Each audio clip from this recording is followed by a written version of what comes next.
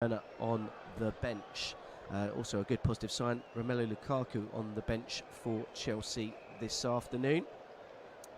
And what will be the 117th match between the two teams in all competitions, the 51st in the Premier League era. It was back in April in quite a crucial game at the time, both teams chasing for the top four. Timo Werner scored the only goal just before half-time. Balbuena was sent off for West Ham late on in that game.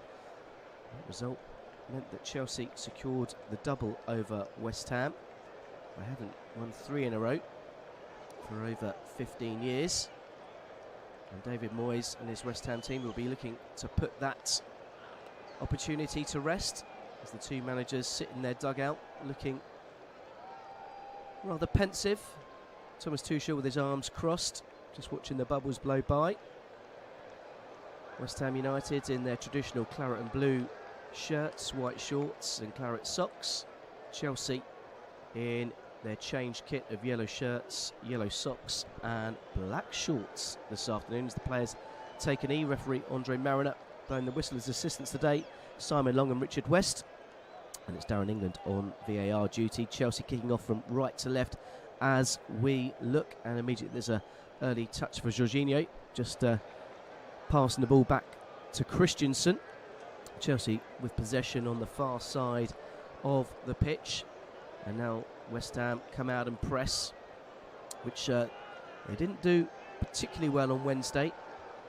I was there for their game against Brighton Hove Albion, which they, on the result of the balance of play, a draw was probably a fair result, although West Ham did allow Brighton a lot of possession. They did create a lot of chances, and then they were made to pay with that last gasp Mopai equaliser. And Chelsea to get in early down on this near-hand side. Marcus Alonso tried to slide in Mason Mount. His cross is blocked, and that's going to be the first corner of the day inside the first minute. In fact, it came the other side of the corner flag. It's going to be a throw, which Marcus Alonso will take, and he'll get the return. West Ham regroup, forcing Chelsea back to Rudiger in the left-back position.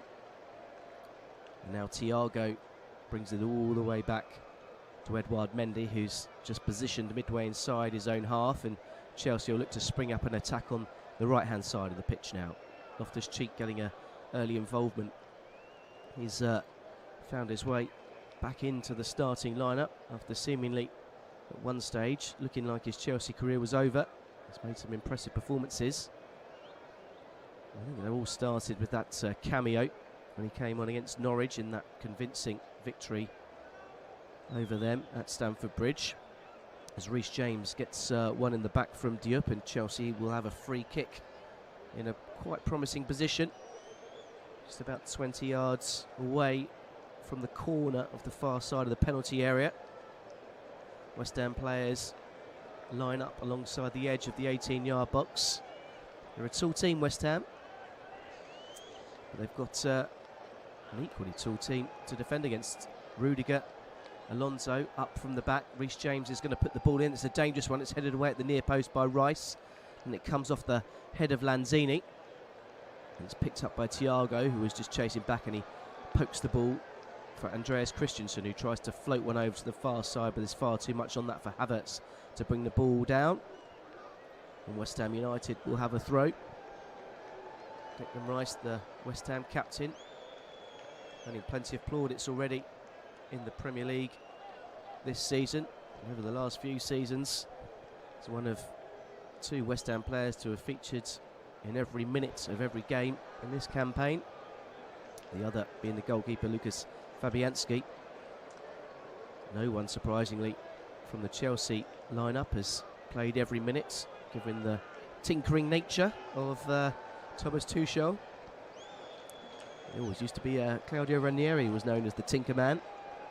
Maybe we'll have to take that one back, as the ball is back with Fabianski, who rolls it out to Dawson, plays one over the top looking for Bowen to chase and get in behind Rudiger, who just turns and lets the ball roll down his chest. And he just skips away from the young Englishman and feeds the ball on to Marcus Alonso. West Ham looking to put the press on, making it hard. Kufal able to press further forward than he'd normally be able to do, given the inclusion of Diop at the back. It's part of a centre-back threesome for West Ham. It's Diop who clears his lines, but it's going to come back as Ziyech tries to make some magic happen on the edge of the box. And he just tries one step over too many and has his pocket picked by Craig Dawson. And here's Declan Rice getting away from the attentions of Mason Mount on this near side before feeding it on to Johnson. Over on that far touchline, James comes down to close the angle when Declan Rice just almost played himself into trouble before shifting the ball on to Craig Dawson. And West Ham have possession at the back, but Chelsea making things difficult, pressing up almost man for man whenever a West Ham player gets the ball. There's a yellow shirt breathing down their neck and making it difficult to play. David Moyes screaming on the touchline to the fourth official, Andrew Madley, wanting a free kick. Has to be said, in real time on the pitch, I didn't see anything that would merit such a decision. There's a strong challenge from Lanzini. Just brings down Loftus-Cheek and prevents Antonio from a breakaway on goal, and that's caused the ire of David Moyes once more. He just puffs out a cheek and turns away from the fourth official before regaining his composure. As Chelsea look to build an attack on the right-hand side. Here's Jorginho getting away from Lanzini. Christensen getting involved. Reece James just rolls the ball under his foot and plays it up down the line to Havertz. Nothing forward for him. So Chelsea restart again with Thiago Silva. Now Rudiger's got space to bring the ball forward on this near side. Ziyech back to Loftus-Cheek. Just dinks, fakes to pass the ball and shifts it on to Jorginho. West Ham players retreat, and that has allowed space for Reece James to get in across. It's going to break for Ziyech. He pokes it towards goal. Didn't quite get enough on it, and Dawson got a shin on it, and it just took all of the sting off it. The ball rolled through eventually to Lucas Fabianski. That was a half chance for Ziyech in the opening stages of this one. All of a sudden West Ham backed off and allowed the space, and Reece James had all the time in the world to pick out his cross. It was a low cross towards the penalty spot, and Ziyech just sort of stabbed with his right foot towards the ball.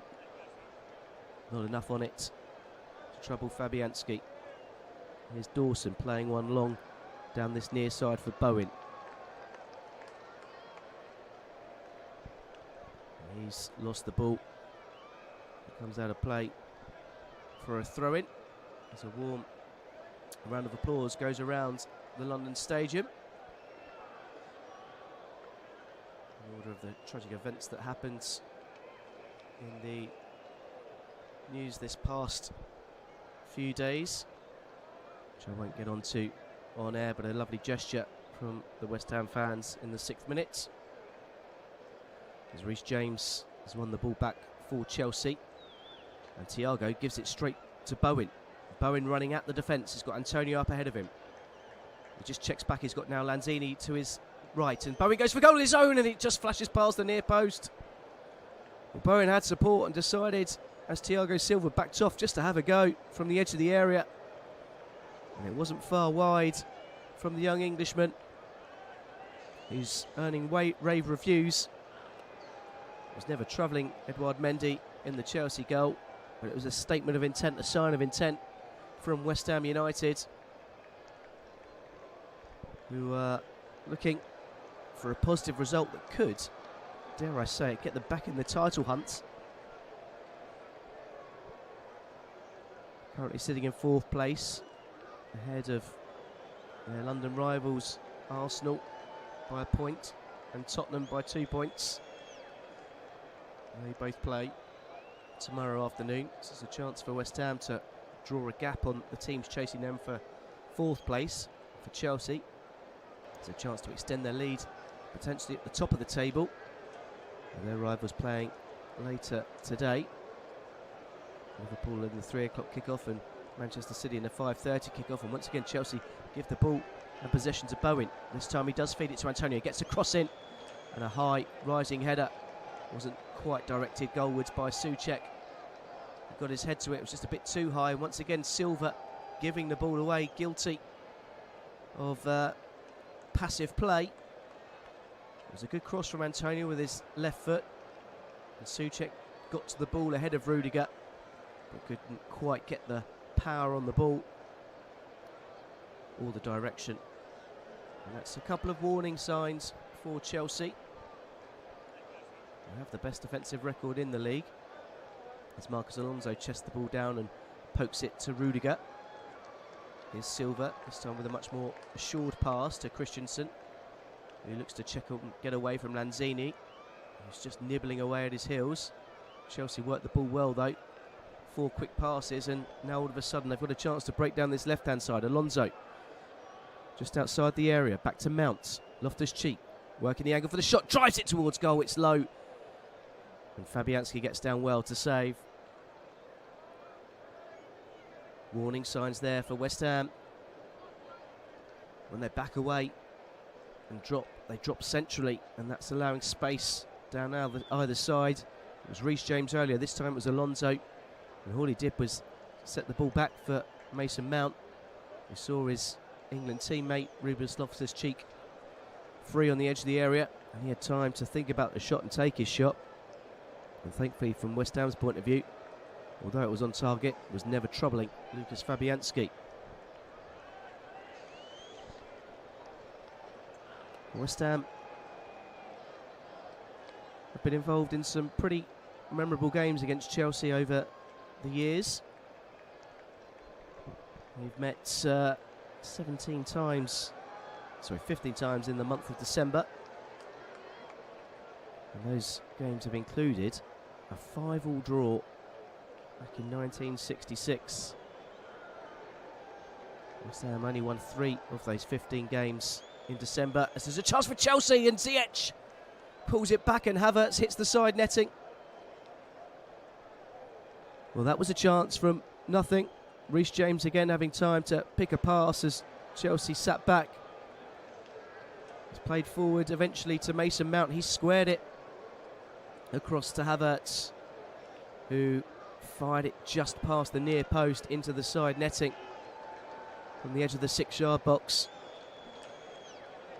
Chelsea coming close to opening the scoring. Well, I'm just seeing a replay on monitor here. I think Havertz might have been offside had the ball gone in the back of the net.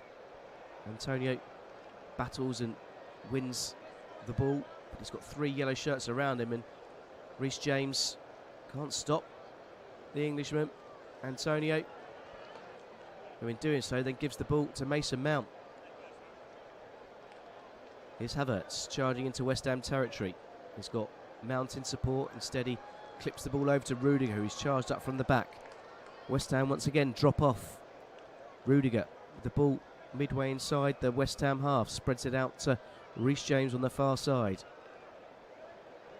Cross in towards the near post, headed away by Issa Diop. Only as far as James, who's midway now inside his own half. Here's Jorginho. Now Rudiger. Jorginho wants it short again. Decides not to turn and lays it off to Thiago Silva. Chelsea being patient with the ball. West Ham once again dropping back, allowing Chelsea the ball, much like they did on Wednesday night against Brighton, allowing the opposition to have plenty of possession. Ziyech comes from deep to pick up the pieces and then fires one into the feet of Mason Mount, who controls it and then flicks it away before the long legs of Souček can get involved. Here's Rudiger, just forced to turn back towards his own goal. Chelsea still with possession inside the West Ham half. Christensen, he's got James over on the far side. This time he checks back, and Thiago Silva plays a forward pass to Jorginho, who can turn and run at Souček. Now gives on to Mount. He spotted the run of Havertz.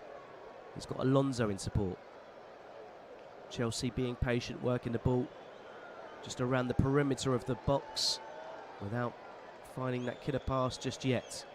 It's quick, sharp passing movement. Jorginho to Mason Mount. Little knock on to Alonso, who ignored the run of Mount, who had just got into a really good position down on this near side in the penalty area. Probably could have been played through for a good cross, or crossing opportunity. West Ham just forcing Chelsea back. James to Christensen, and the sweeping ball out towards Mount, who can chest the ball down comfortably. And then he swifts one way, then the other, then looks to chip one towards goal.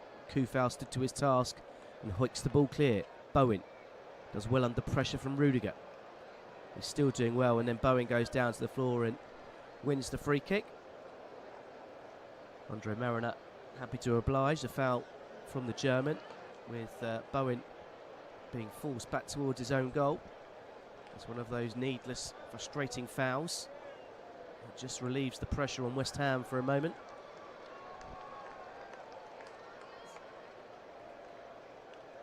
Chelsea currently with 80% of the early possession as we approach the 15-minute mark of this game. West Ham full of praise in the pre-match words from Thomas Tuchel, saying what a tough game, what a tough team, saying his team need to be at the top level, praising David Moyes for being a very good coach, and the team that plays with a lot of energy, solidarity and positivity. As to be said, David Moyes done a fantastic job since taking charge for a second time. He didn't do too badly the first time, in all honesty, for West Ham United. As Andre Mariner waves play on, and Souček can carry the attack towards the Chelsea final third. Bowen with a little layoff to Kufau. Kufau looking to try and work the angle for a cross, but it's difficult there as Chelsea have regrouped back. So force West Ham back with Dawson, and now Declan Rice being forced back into his own half. Here's Diop. Johnson just clips one up the line towards Antonio, who sort of went down as if he'd been pushed, but rather delayed. It's almost like it was a 5-second delay on him falling down, and Chelsea come away with the ball. As Mason Mount feeds it out to Alonso, who comes infield on his left foot. Ruben Loftus-Cheek up against Souček. Gets away from him. Now Mason Mount has got time to pick a pass, and that pass finds Alonso, who's worked himself back into this left channel. A really poor layoff from Havertz has asked too much of Jorginho, who just about gets away with the ball, and then his chip ball towards the edge of the box was easily dealt with by Dawson. Bowen and Rudiger having another battle on this touchline, and this time the battle's won by Bowen. The ball comes off the Chelsea man, and West Ham will have a throw-in midway inside their own half. Thomas Tuchel now standing in the technical area with his arms folded. He'll be impressed with his team's control of the game, but not necessarily with their application with the ball, with creating chances. West Ham solid, making it difficult for Chelsea to break them down.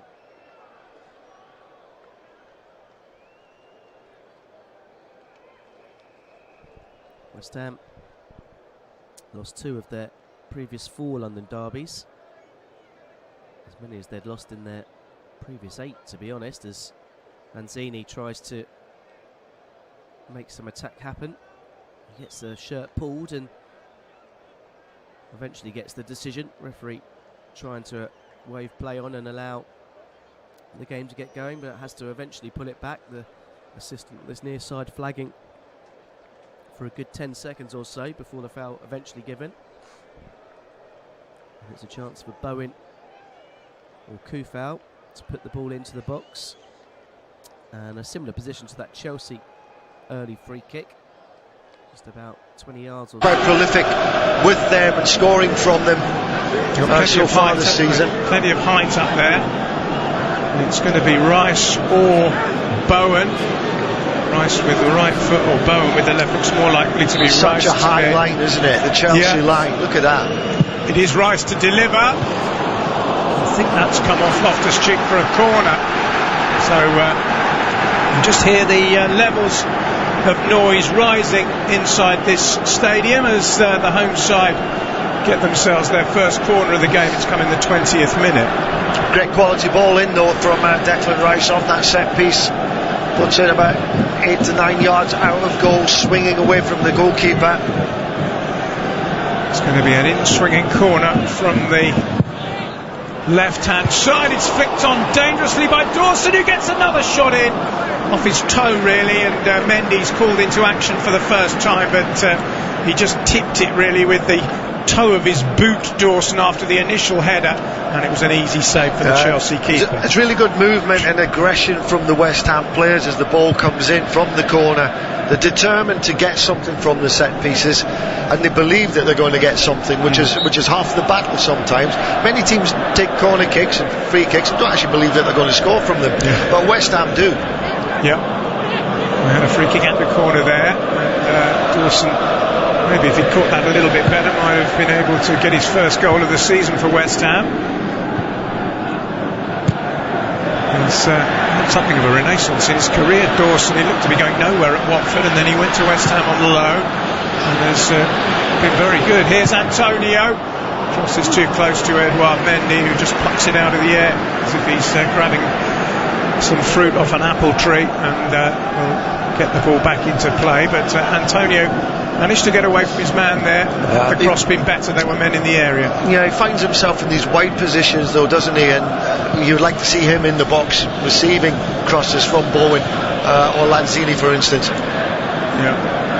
There's Reece James. Chelsea have been a little bit out of the game in the last few moments. Loftus-Cheek has hoofed it up and under rugby style. It's headed back by Diop, and then Jorginho with nice control, but tenacious play from Lanzini. There's a real battle for possession here, and Loftus-Cheek has won it, and he's been tripped, and it'll be a free kick to Chelsea, who are keen to take it quickly and find Mason Mount. Here's Marcos Alonso, another one who's having an Indian summer as a player. Drives the ball in, it hits Soufal, who then does well to recover and slither in and make sure it's a throw-in, not a corner, to Chelsea on this near side.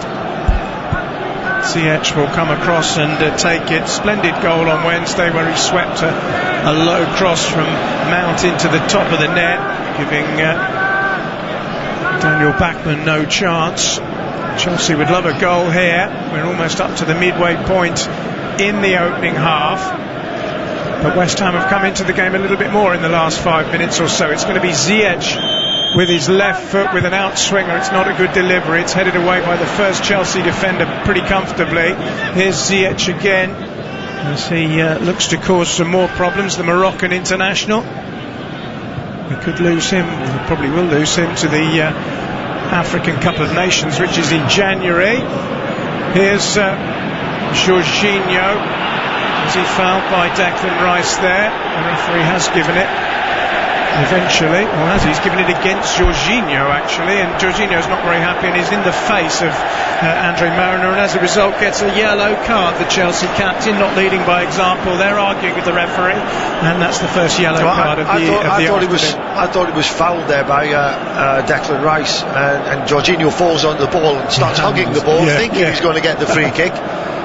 He gets that challenge in there from Declan Rice. I'm not sure he actually handled it or not. He sort of fell onto it with the ball between the turf and his chest. But anyway, it was all rather clumsy, and I think his remonstration more than anything else is the reason why he's been put. Antonio trying to get goal side of his man there, not quite doing it, just planting the ball out of play under pressure from Andreas Christensen. It was a quickly taken free kick by Issa Diop, route one from West Ham, and Antonio span away, got away from his man well, but it was a very difficult chance with the ball dropping and hitting a half volley wildly off target. 23 minutes gone. Don't forget, we've got every game covered as we always do throughout the entire season. Next up it's Wolves against Liverpool from Molineux. That's the 3 o'clock kickoff local time, and that's followed by Watford against Manchester City. So we've got commentaries featuring all of the top three in the Premier League. Here Chelsea will be looking to carve out a 4-point advantage at the top, but if they draw it'll only be 2, which means of course that City could potentially overtake them if they win at Vicarage Road, as Chelsea did in midweek. Ruben Loftus-Cheek finds Reece James. Now it's Jorginho. Mason Mount joins this attack and drives forward, but is halted. West Ham have got a decent shape about them at the moment as Rudiger is forced to go back to Thiago Silva. Now it's Andreas Christensen and Reece James, and now Mason Mount. Still Chelsea in possession with Ziyech.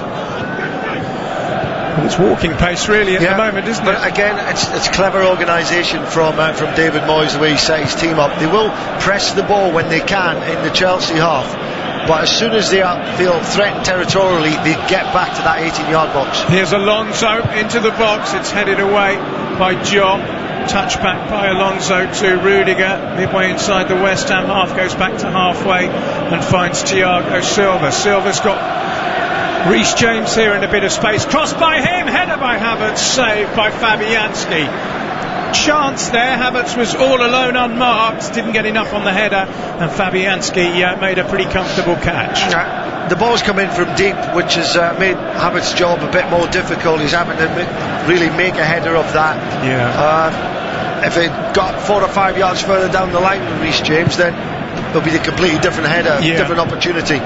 Not enough pace on the cross, exactly. really. He had to try and make his own, it would have been a speed on it. Goal if he'd scored it.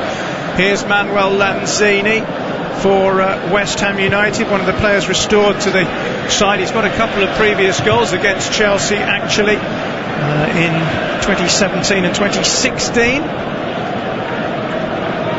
We've had 25 minutes, nearly 26 of the first half. It's still goalless at the London Stadium, as Soufal takes the throw and finds Souček, and Soufal's back with the ball on the near side, looking to find a route for a cross. He rolls the ball in cleverly to Souček. Good block though by Chelsea, and Marcus Alonso will bring it away. It's clipped off Jared Bowen, I think, or Soufal rather, and it's going to be a throw-in to Chelsea, 10 yards from the corner flag. Chelsea just close ranks there, don't they? I mean, their defensive record this season has been superb, and you can see what they do. They surround the ball when they don't have it and make it difficult for opposition, and they just close West Ham down there. Was in centre midfield with Ben Johnson. Seen much of him actually in action, a relative of Paul Parker. We'll be with you tomorrow watching Manchester United play Crystal Palace. Here's Havertz trying to get a cross in. Good block from Diop, but it's a corner to Chelsea. Havertz down the inside right channel trying to cross it, but Diop was on his mettle and able to stick out a boot and divert it out of play.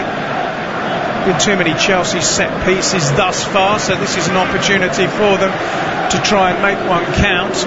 Antonio Rudiger and Thiago Silva have both gone up to meet this one. Thiago Silva scored against West Ham in a 3-0 win last season with a header from a corner, so they'll have to keep an eye on him. In it comes from Mason Mount. It's flicked on by Loftus-Cheek. It's another corner from the same side of the field for Chelsea after it was deflected behind by Kurt Zouma, one of Chelsea's ex-players. Well, he's got better delivery this time from the corner from Mason Mount. So it can take him 1 4 or 5 minutes to go. Poor delivery in. If you don't get that right, you're not going to create chances. Here's another corner, Mount with another outswinger. There's the header, and Thiago Silva has found the net. A downward header by the veteran Brazilian. I mentioned that he scored against West Ham with a header from a corner last season. Well, he's done it again. With 28 minutes played, we have a breakthrough. It's West Ham United 0, league leaders Chelsea 1. Well, a great delivery in from Mason Mount. I was just commenting, if you get that right, you give your forwards, or defenders in this occasion, a chance to score. And the ball's literally gone to the centre of the goals. Not the most powerful of headers, but it really did bounce up once it hit the ground, and Thiago Silva heading it down seemed to pick up pace. Fabianski can only get his fingertips to it and can't keep it out.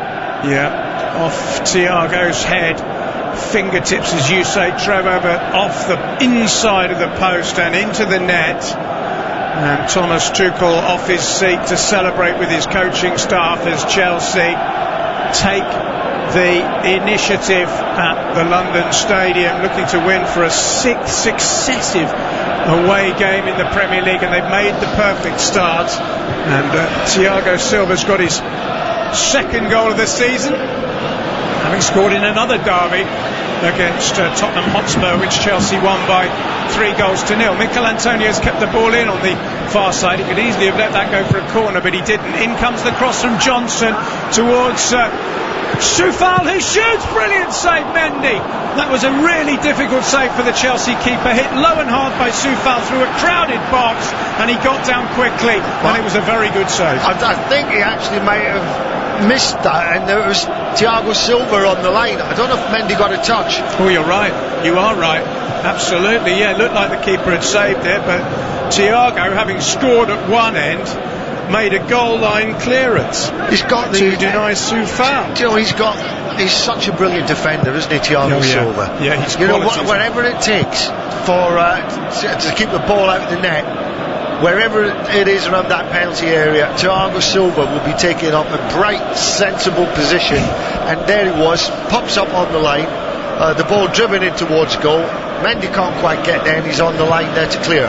He's one of these players that you get the impression he's mentally a couple of seconds ahead of everybody else, isn't he? I mean, he's been such a fantastic player. 6 league trophies and 6 cups with Paris Saint-Germain. The most recent ones under Tuchel, of course. Here's Reece James. Mount, good ball into the box, didn't quite find Havertz. It'll come out to Mason Mount again. Reece James drills it back in. It's headed away by Zuma. West Ham are under some pressure here at the moment as it drops for Loftus-Cheek. That's the away fans you can hear finding their voices. They were a little bit muted at times in midweek, but they were singing songs. We know what we are, champions of Europe, as you'd expect, revelling in their superb run to the final against Manchester City last season when Kai Havertz got the goal that won it. Here's Reece James, here is Mason Mount, and again it was a dangerous ball in. It's kept alive on this near side by Ziyech. The danger's not over yet for West Ham. Here's a chance for Loftus-Cheek. It's deflected and it bounces up into Fabianski's hands. It's a long time since Ruben Loftus-Cheek last scored a goal in the Premier League.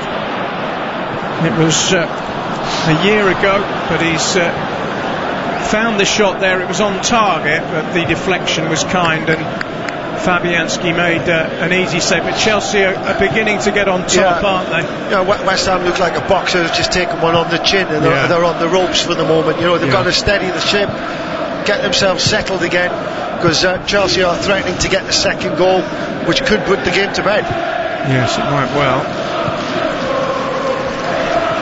Here's Mendy, plays it with his feet out of the box into Antonio Rudiger. Rudiger driving forward like a left winger at the moment, a bit like you in your heyday, Trevor.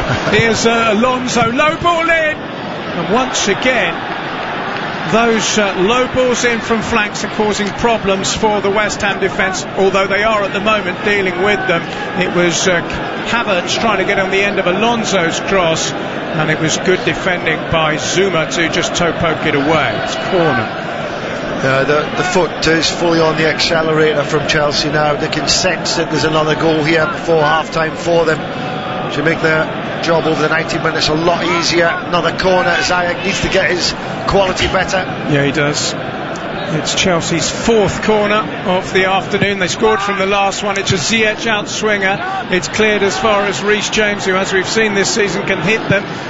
Christensen, well, he tries his luck. He did actually finally break his duck with his first ever Chelsea goal back in October against Malmo in the Champions League. It took him 137 games to do it, but he did score a peach of a goal in the European Championships for Denmark. We're looking again at the goal that separates the two teams here with Thiago, and then they've shown us a clip of him clearing it off the line. I thought it had been saved by the keeper, and it was a good spot by you, Trevor. Here's Declan Rice for West Ham United, finding Soufal on this right-hand side, trying to release Rice, but it's been won back by Chelsea. Ziyech has been fouled there, and that might be a booking possibly for Dawson. It was rather clumsy, but I think Marina's going to keep his card in his pocket for the time being. We've got 11 minutes to go to half-time. David Moyes, you can probably hear his voice in the background. He's urging his men on. Thomas Tuchel, who is a live wire in the technical area, is looking a little bit more relaxed at the moment, chewing on his gum. I think he'll be very contented with what his side have done. Possession's been really good. They've peppered away at West Ham, got the breakthrough through a set piece. And that's always pleasing to a manager when you actually score from a set piece, something you've worked on in the training ground. Likewise, David Moyes will be absolutely sick that they've conceded to a set piece. Yeah, absolutely. Never good for a manager. He works so hard on these things in training and then get undone at the weekend. Here's Thiago Silva, the man who undid them with that header. Now he's found Christensen, who's driving forward. This is James. Loftus-Cheek centre midfield, square to Ziyech, and here's Alonso on the near side. And again, it's been the pattern of the game, Chelsea keeping possession. Rudiger has it now and shoots, and it hits a defender who scored recently in the win against Leicester. Rudiger, but foiled on that occasion. But Chelsea are looking ominous here. It's Loftus-Cheek finding Mason Mount, who shoots low but shoots straight at Fabianski. With a little bit better finishing, Chelsea could easily be 2 or 3 up here, couldn't they? Yeah, I just think that West Ham want to get to that half-time, get to the half-time whistle. Still got 10 minutes to go.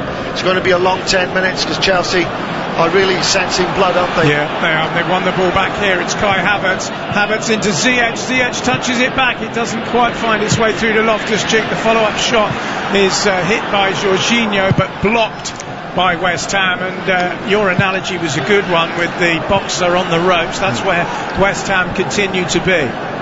Yeah, it is. Chelsea seem to be really back on form this afternoon. People, the movement, the quick passing, the possession football that they're playing. Must have had 8 or 10 shots already that Fabianski's had to deal with. Well, a win for Chelsea would mean that they would stay top of the Premier League this weekend, regardless of what happens in our other featured games. Wolves against Liverpool and Watford against Manchester City, because a victory would carve out a 4-point gap at the top, as the ball seems to somehow stay in play on that far side, when it looked on 3 or 4 occasions as if it was going to go out. Here's Kurt Zouma finding Souček, who's driving through midfield now. It's come out to Soufal on this near side, and his poor ball is intercepted by Thiago. Here's Ziyech. Strong challenge by Dawson. Nothing wrong with that, despite Ziyech going to ground. West Ham had possession, and the voices you can hear are EastEnders rather than those from the west area of London, as West Ham get the ball back and try and rectify this situation in the 8 minutes that remain before half-time. West Ham cannot really get Lanzini into the game down there. I mean, he's playing today to try and feed Antonio, and he's not gotten into the positions where he can release Antonio. No, he's been very quiet, Lanzini, as has Antonio generally as a force in front of goal. He's got out wide a couple of times. That's a dodgy back pass, and Mendy struggles to get the ball away. And is that a penalty? Bowen thinks so, and yes, it is a penalty. Andre Mariner points to the spot, and Chelsea have committed a horrendous blunder. Jorginho playing the ball back, Mendy not controlling it properly, Bowen alive to it, and after the goalkeeper had failed to control, he brought down Jared Bowen, and that is a penalty to West Ham United. It might be looked at. There's probably enough contact, I would think, for it to be given. And West Ham from nowhere have been gifted a route back into the game with 7 minutes to go to half-time, and Jorginho, who made that mistake last week against Manchester United that enabled Jadon Sancho to get a goal, has been at fault again. We've talked about Lanzini and his lack of action in the game. He's going to take the penalty kick, and he has the opportunity to make it 1-1. Rather against the run of recent play, but West Ham will take it. Big moment this. Can Mendy atone for that mix-up at the back by saving Lanzini's penalty? Or will Manuel Lanzini get his third goal of the season and his third goal in his career against today's opponents? Up steps Lanzini, straight into the top of the net, no messing there, and the Argentine midfield player has drawn West Ham United level to the delight of the majority inside the London Stadium. But Chelsea have gifted them that goal. It's West Ham 1, Chelsea 1. Well, that's what Lanzini's in the team for. His coolness under pressure. Takes a wonderful penalty there. A lot resting on his shoulders, because West Ham, the truth be told, we're looking at conceding a goal rather than scoring one. But the penalty in itself, you can tell from Mendy's reaction to when the penalty was awarded, he didn't argue. He knew that he'd made a real error in trying to get the ball. Bowen does extremely well, nips the ball past Mendy, and he's taken out by the goalkeeper. Lanzini brings West Ham back into the game. And West Ham, who were on the ropes as a boxer, have come back with an uppercut, and it's hammered Chelsea. Pun intended. 5 minutes to go to half-time. And, well, everything has changed here, because Chelsea, from a position of some comfort, find themselves approaching half-time level. It'll have gone down well, that goal in Liverpool and the blue half of Manchester, won't it? Because even at this stage, every point counts, doesn't it? The managers might tell you, and the coaches might tell you, well, it's only in December, nothing's won here. But you start to create the possibilities for end of March, April, early May of next year in afternoons like this. So it's very, very important. What a great time for West Ham to score, though. And here's Loftus-Cheek. Can Chelsea level? It's it! He got the ball stuck under his feet. When he shot, it was blocked. Havertz shoots and it dribbles through, and Fabianski dives on it. I think if Ziyech had sorted his feet out quicker there, it might have been an opportunity to restore Chelsea's lead. He's frustrated. He should have offloaded. He should have offloaded that. He was always stretching. He could have offloaded to Rudiger, who threw his arms in the air when Ziyech took the shot on. Rudiger was so well placed just for a ball to be rolled to him. He was in front of goal, a clear shot opportunity. Ziyech wastes it. Chance for Chelsea to get their noses back in front. They've not taken it. The ball's gone out of play on halfway off Reece James, who blocked Ben Johnson's through ball. We've had 42 minutes. And it's one apiece in an entertaining derby so far. Chelsea the better side overall, but West Ham profiting from an extraordinarily loose piece of play from a team who defensively have been so good this season. That's only the 7th goal they've conceded in the Premier League in what is their 15th game. And well, it proved to be rather costly. They have dropped points in recent home games against Burnley and against Manchester United, but they can't keep dropping points, can they? Because Liverpool and Manchester City are very capable of putting big winning runs together. There's a long way to go in this game. We're coming up to half-time. West Ham will be delighted, obviously, to get themselves back into the game, but Chelsea will see it as 45 minutes to go and win it. Here's Declan Rice, who nods it back to Issa Diop. Forward it goes from him. It's repelled by Christensen. Diop again climbing high. Here's Lanzini, whose penalty kick was unerring, and as you say, calm as you like. Here's Antonio finding Declan Rice. West Ham fans believing maybe they could go even one better before half-time and take the lead. This is Bowen. whose persistence in closing down the goalkeeper has brought its reward with the penalty kick. Soufal thought about a cross, back heels it instead. Two players would collide with each other in centre midfield. Now then, here's Issa Diop. It's West Ham now on the front foot. This is Souček. And now Dawson and Rice. It's a bit loose from Declan Rice, and Loftus-Cheek has pinched possession back for Chelsea, who have four coming forward here. Across it goes towards Ziyech, who manoeuvres it away from Soufal, plays across into the box. Chance for a volley. Oh, that is a magnificent goal by Mason Mount. First time, side foot, cushion volley inside the near post. It's a magnificent goal by Mason Mount, who scores for the second game running, and Chelsea's lead is restored in the final minute of the first half. Wonderful technique from Mount has restored Chelsea's advantage. West Ham 1, Chelsea 2. As that ball came in deep into the right hand side of the penalty area from Ziyech out on the left hand side, Mason Mount was so composed as the ball came down to him and strikes it incredibly well.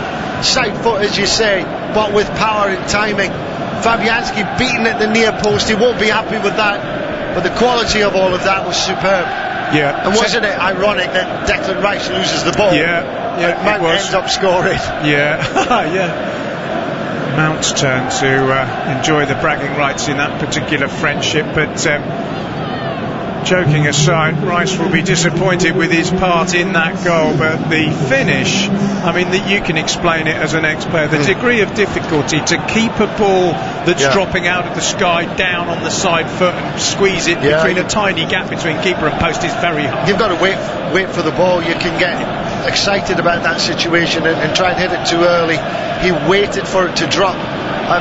Fabianski, I have to say, has to take some criticism. He didn't set himself early enough. He was almost having a little jump as if he wasn't really thinking that Mount would hit that ball on the volley. What's going on here? We've had 2 minutes of stoppage time added on. There's a West Ham player going off. I didn't notice an injury. I think it was Ben Johnson, was it, who was coming off to the side. We'll have to try and clear that one up for you. Mikel Antonio has tried to beat Edouard Mendy direct from the restart and has clipped the ball over the crossbar as we were watching that substitution, but it is a change for West Ham United, and clearly it's an injury that can't be rectified during half time, and Arthur Masuaku is going to come onto the field. I'm sure it was Ben Johnson who went off. It is. I didn't notice any injury to him or anything. I don't know what happened. He walked off of his own accord, but Masuaku is on, and Ben Johnson has clearly said to them, there's no way I can continue, because normally you'd get him into the dressing room and try and patch him up, but that doesn't seem to be the case in this instance. So that's a setback, I suppose, for West Ham United, although Masuaku is an experienced and versatile player. Here come Chelsea again. Can they get another? It's Kai Havertz. Good defending by Kurt Zuma at full stretch to deny Chelsea a third. And Zuma's now picked up an injury in tackling his former teammate Havertz, who crashed into the side netting and got his studs tangled up in the webbing. And oh my goodness me, now Zuma is down. Surely West Ham United aren't going to lose two defenders in the space of a minute at the end of the half, and Havertz has hurt himself as well, and that doesn't look good. Havertz has covered his face with his shirt. Oh, that's not good. Something's happened there with Havertz. That looks a bad injury to me. There's a stretcher coming on Trevor. I don't know quite. The two came together. I don't know whether it was the way he fell. Oh, I think it looks like an ankle. He's turned his ankle. Both players are flat out. It's a last-ditch challenge from Zuma. And he's half landed on Havertz's ankle, which has turned it. At the same time, Zuma's actually landed on the studs of the other boot of Ziyech, and he's stuck a stud into his hip. Havertz is distraught. He's covering his face. He is distraught. Zuma, I think, potentially is going to be okay. It means that we're going to have a long gap at the end of this half, but Kai Havertz, the man who won the Champions League for Chelsea back in May against Manchester City, is potentially going to be sidelined for a while. We're just looking at a repeat of the goal. It doesn't look any better for Chelsea, does it? It was Jorginho with his back pass. Mendy then couldn't control it, and the penalty was dispatched by Lanzini. Do you know what impresses me with that, though? How many West Ham players were up there trying to chase the ball down? And that is what I've seen from West Ham.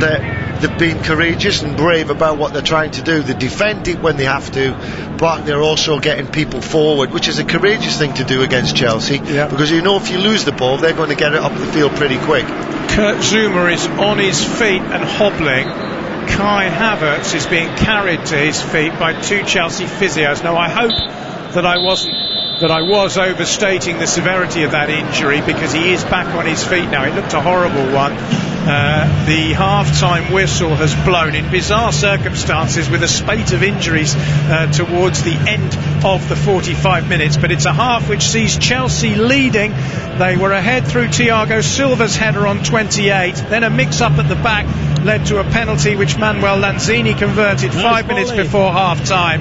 But then on the stroke of the interval, Mason Mount with a wonderful cushioned volley has put Chelsea back in front. An excellent game so far. Half-time, it's West Ham 1, Chelsea 2 on Premier League Live. Got an unquenchable thirst for sport? Get up to speed with the day's biggest sports stories with the Talk Sport Hit. Crammed full of the latest team news, big match previews, and discussing the day's hottest topics. An improvement week in, week out. Plus, get all the latest results and full fan reaction to the biggest events in world sport. It's a wonderful goal! Satisfy your thirst for sports news with the Talk Sport Hit. Subscribe now on Acast, Apple Podcasts, Spotify, or wherever you get your podcasts. Talk Sport. 20 years old and still not able to make a cup of tea. That's a great starting point, I think. Excuse me. With bitter experience comes great responsibility. Let's go to Cumbria and Fraser. Fraser, good morning. Hello. Fraser, get out of that lane. The nation's first and best commercial sports radio station. Live, lubricated and legendary. 20 years of Talk Sport.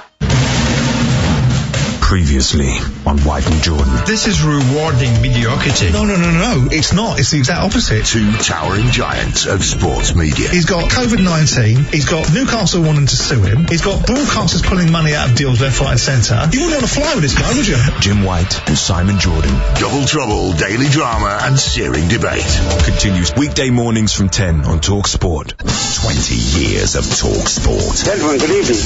There's no such thing as an overnight success. Accrington Stanley 4, Titanium Plasmatronic Death Droids from the Future 0.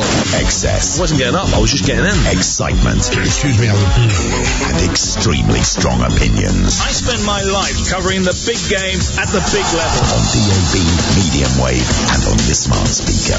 20 years of Talk Sport. Previously on White and Jordan. If you haven't bought, owned, managed, sold a player, managed a football club, sat in a boardroom, sat in a dressing room, what exactly do you know? 100% engagement. The Football League is a league which is a busted flush. You're obsessed with that subject, you do know that. Jim White and Simon Jordan. High Octane Radio. Continues weekday mornings from 10 on Talk Sport. The Women's Football Weekly Podcast.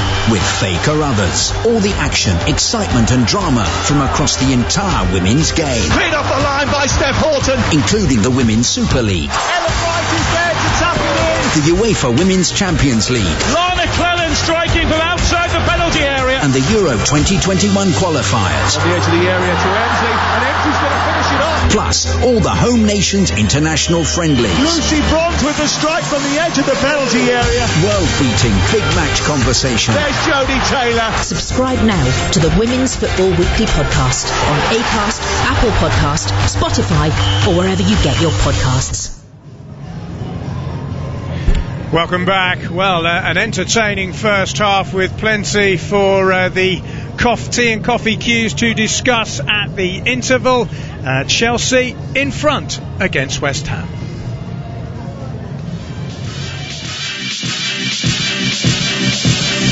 Here's another corner, Mount with another outswinger. There's the header, and Thiago Silva has found the net.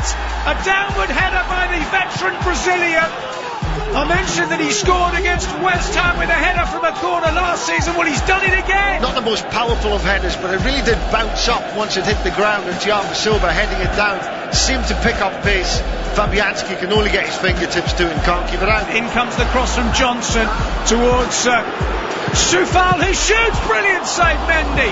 That was a really difficult save for the Chelsea keeper, hit low and hard by Soufal through a crowded box, and he got down quickly. I think he actually might have missed that, and there was Thiago Silva on the line. I don't know if Mendy got a touch. Oh, you're right. Thiago, having scored at one end, made a goal line clearance. He's such a brilliant defender, isn't he, Thiago Silva? That's a dodgy back pass, and Mendy struggles to get the ball away. And is that a penalty? Yes, it is a penalty. Up steps Lanzini, straight into the top of the net. No messing there. Chelsea have gifted them that goal. It's West Ham 1, Chelsea 1. Goes towards Ziyech, who manoeuvres it away from Soufal, plays across into the box. Chance for a volley. Oh, that is a magnificent goal by Mason Mount. Well, it certainly was a magnificent goal by Mason Mount. We had all sorts there, didn't we, Trevor? I mean, Chelsea largely were the better team, but gave away a shocker of an equaliser, but have the quality again with Ziyech and Mount, who combined for the winner in midweek. It was the other way round. It was Mount for Ziyech on that occasion, but today Ziyech with the cross, and what a great volley by Mason Mount. Quality goal, you have to say. West Ham get themselves back into the game, but Chelsea's first reaction is to go up the field and score. What was a terrific goal. A brilliant execution from Mason Mount, but well spotted by Ziyech as well. So it's an entertaining half of football for me. So important for West Ham to get back into the game with the penalty. Obviously Chelsea will not be thrilled with the way that they conceded that, but it's been a really interesting first half. I've really liked West Ham's attitude, to going behind. They were on the ropes, but they got up, carried on, played on, and were still throwing people forward, putting Jorginho and Mendy under pressure, and they win the penalty. It's going to make for a really interesting second half. Yeah, I mean, what will Tuchel's take be on that? Because, I mean, he admitted they weren't great in midweek. They've been okay today. They haven't really been spectacular, but they seem to have this knack, Chelsea, of just producing a moment of quality when you most need it, which is a useful knack to have. Yeah, I think they've been quite good, actually, Chelsea. Credit to West Ham and where David Moyes changed his set-up, 3 centre-backs, Ben Johnson lying in the deep wing-back role, and Soufal as well playing on the right hand side. So they've denied Chelsea freedom of the field, but what I think Chelsea have shown is in possession.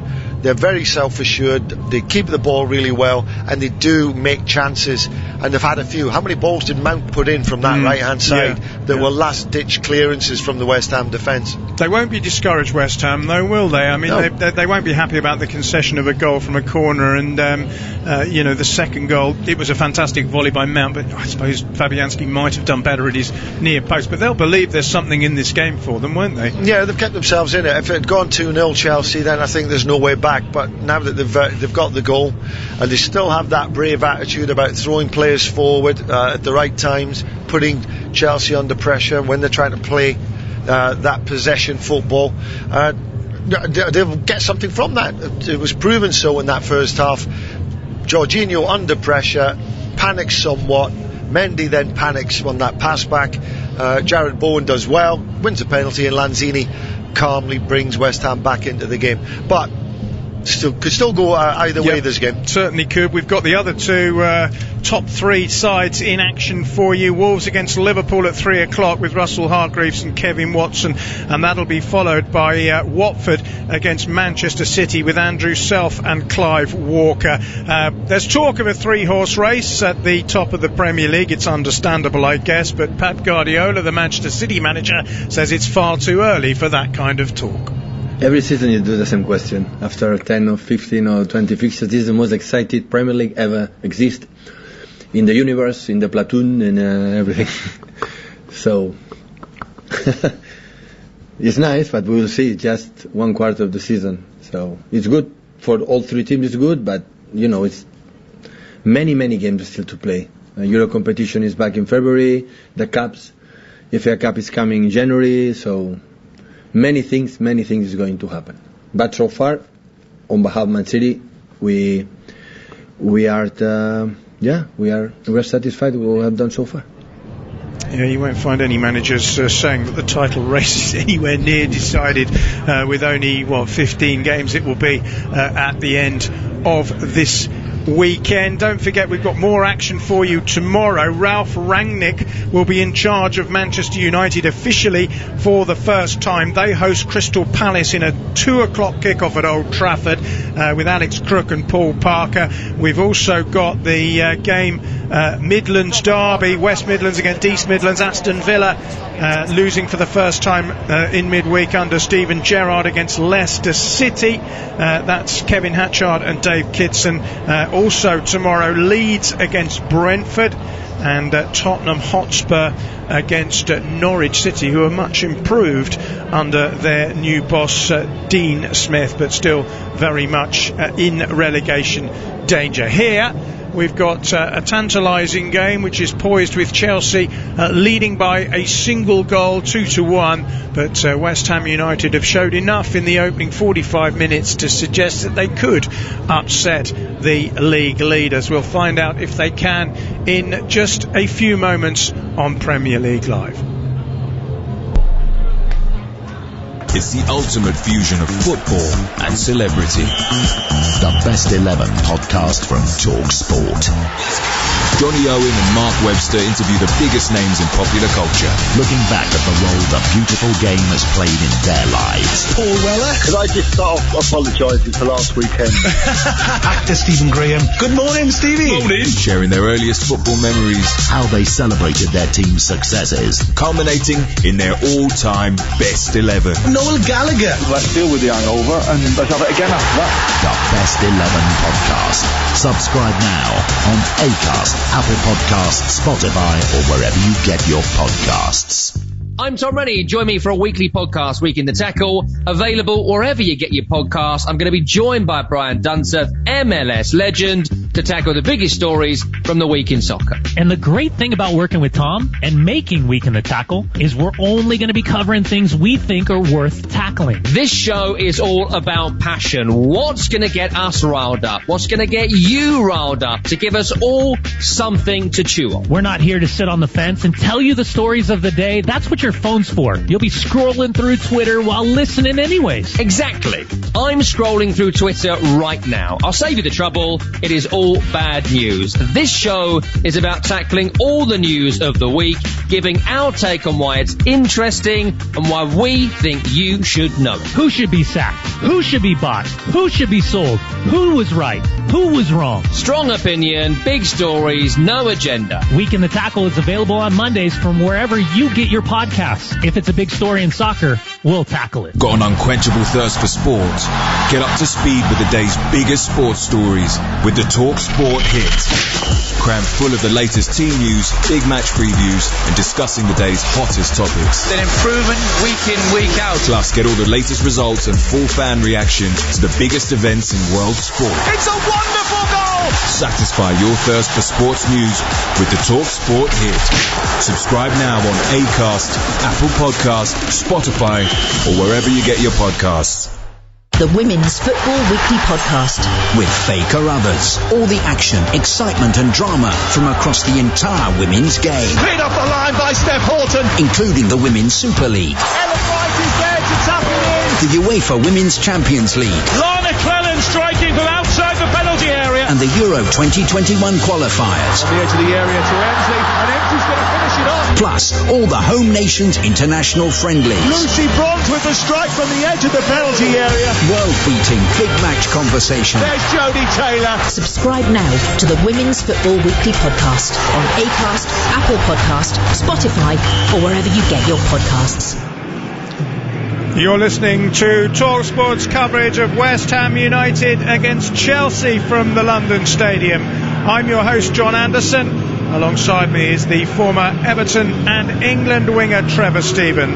This is Premier League Live. Chelsea wearing their unaccustomed unaccustomed strip of yellow shirts, black shorts are in the tunnel, ready for a second half, nursing a 2-1 lead. I'm getting pictures from inside the tunnel. I can't see Kai Havertz among those players, so it looks as if he may be brought off, and Romelu Lukaku, I suspect, will be the player to replace him. In fact, it is Lukaku. He's talking to Thomas Tuchel now. Lukaku scored 9 goals in previous games against West Ham. He's never scored more goals against any one English club, so that's not a pleasant sight for West Ham United fans as the two teams trot out for the second half. Let's hope that Kai Havertz's injury is not too serious. He did manage to walk across after that collision with Kurt Zouma, and Zouma is out with the rest of the West Ham players, so he's okay. But of course West Ham lost Ben Johnson in the first half to injury, so they've made one substitution already with Arthur Masuaku on. Lukaku is standing next to the fourth official, Andy Madley, who's raised the board to confirm his arrival. I know that West Ham fans in the past, when facing Everton and Manchester United particularly, have been cursing Romelu Lukaku because he's got so many goals against them. He's got 4 goals in 13 appearances, and it's his third consecutive appearance as a substitute since recovering from his injury. The referee, Andre Mariner, blows his whistle, and we're underway for the second half. If it's as entertaining as the first, you'll be in for a decent listen, I think. West Ham 1, Chelsea 2, goals by Thiago Silva and Mason Mount for Chelsea, either side of a Manuel Lanzini penalty after a mix-up between Jorginho and goalkeeper Edouard Mendy. Chelsea looking to win for a successive Premier League away game. West Ham United, if they lose this one, it'll be only 1 point from 4 games, and they will drift further away, you'd think, from the top 3, although I think you'd have to say with West Ham, and there's another player gone down potentially injured there. I mean, West Ham, with the greatest respect, they're not really looking to finish top 3, are they? They're looking to get into the European places. They've done well in Europe this season. It was inevitable, I think, that there was some sort of dip. There's talk of Jesse Lingard rejoining the club permanently in the January window. Whether that will happen or not, I don't know, but if he arrived, it would certainly strengthen them further. Yeah, he did brilliantly, didn't he, when he came on loan last January. I think David Moyes wouldn't sort of say it openly, but he definitely wants that 4th place, for the Champions League. Is it possible, do you think, for them? Well, they've got to play to a high level, and they've shown that they can do that.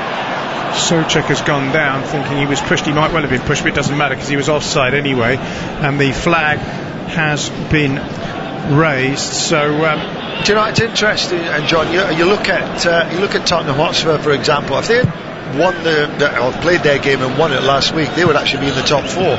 Yes, it's becoming very tight with Arsenal. Very tight with that 4th position. We know that the top 3 are of a different level. But that 4th position is becoming more and more interesting as the weeks go by. As it stands, West Ham in 4th are only 3 points above Wolverhampton Wanderers in 8th. Wolves feature in our next game at home to Liverpool. That won't be an easy one for them, but Bruno Lage has done a fantastic job there.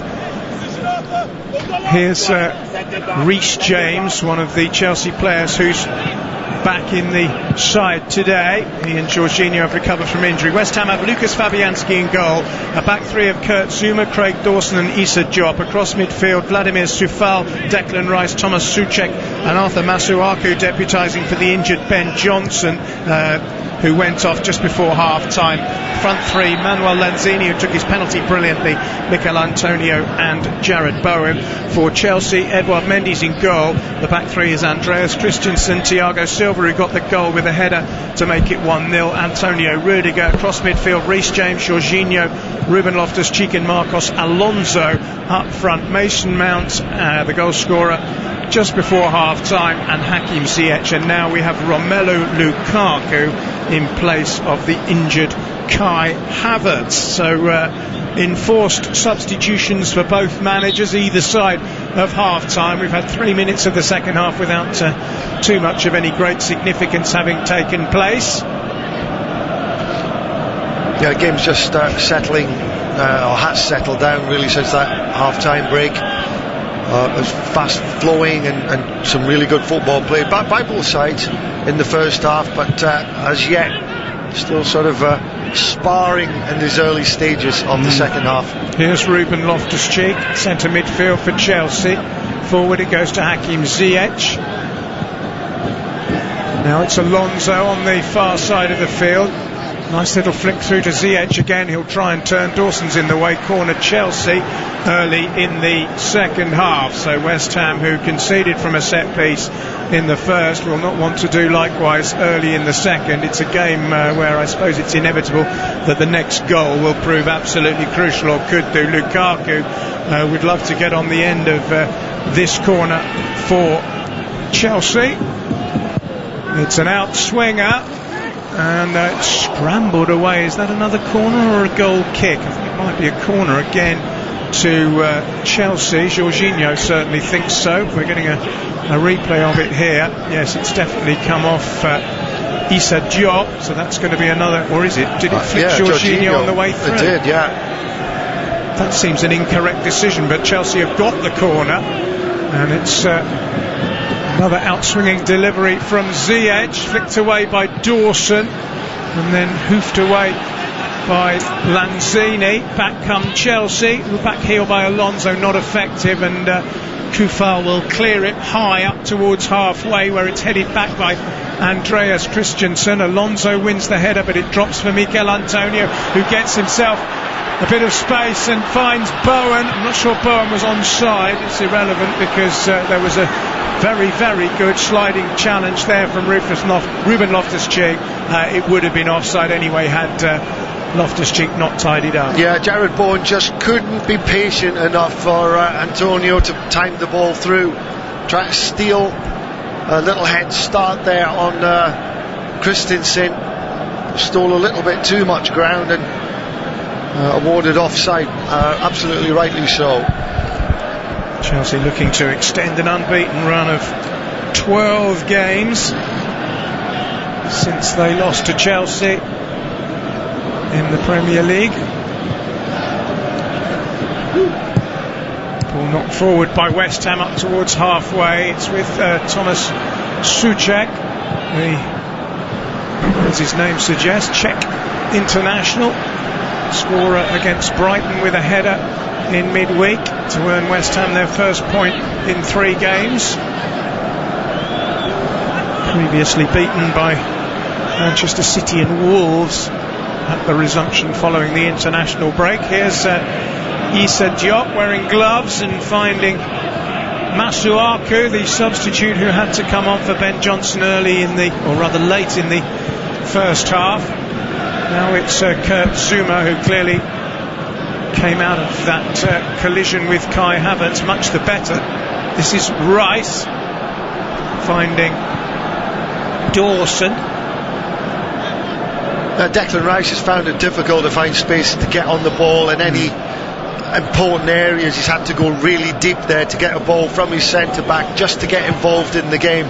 Chelsea really closing down space nicely. Big header on, touched by Soufal, good interception by Thiago Silva. He reads the game so well. Here's Reece James, and all the way back to Edouard Mendy, whose foul brought about the penalty in the 40th minute, which Lanzini converted very, very efficiently. Mendy again in bright orange, other than his gloves and his boots. Chips the ball forward down the middle.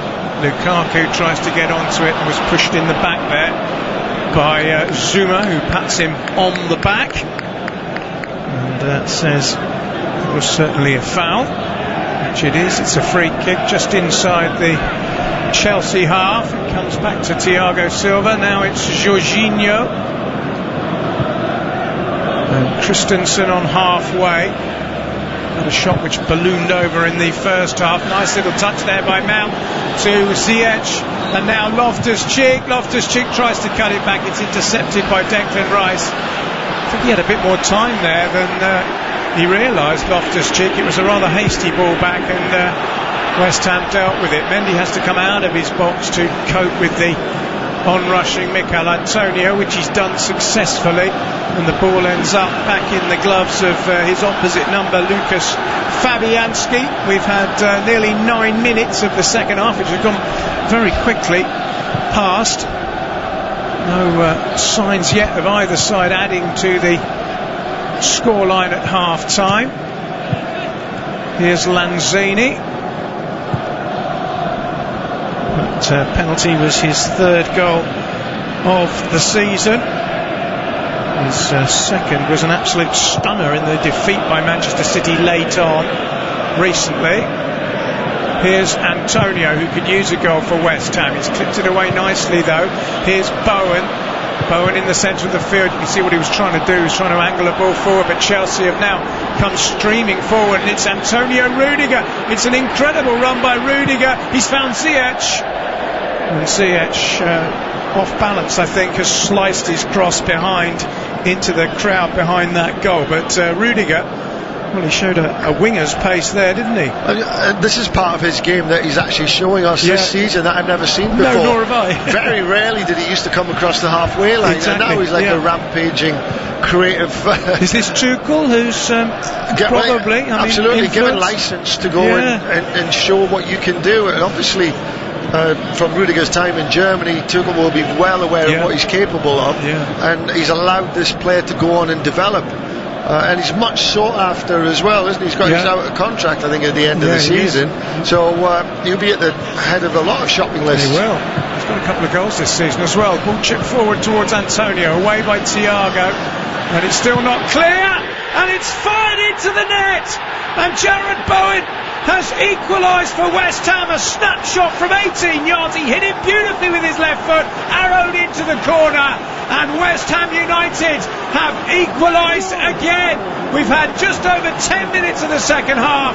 It's West Ham 2, Chelsea 2. Wow, was Rudiger trying to get back into place there? I don't know, but when Jarrod Bowen has hit that shot from, you'd expect Rudiger to be in that kind of area, but it was out of nothing, wasn't it? It just broke for him, and what a strike from Jarrod Bowen. Shows the confidence that these West Ham players have got, and rightly so. It is Rudiger who lets Bowen that little metre of space, and he drives it into the far corner with his left foot, through the legs, I think, of Christensen. But a terrific time to score. Yeah, it's a really good goal.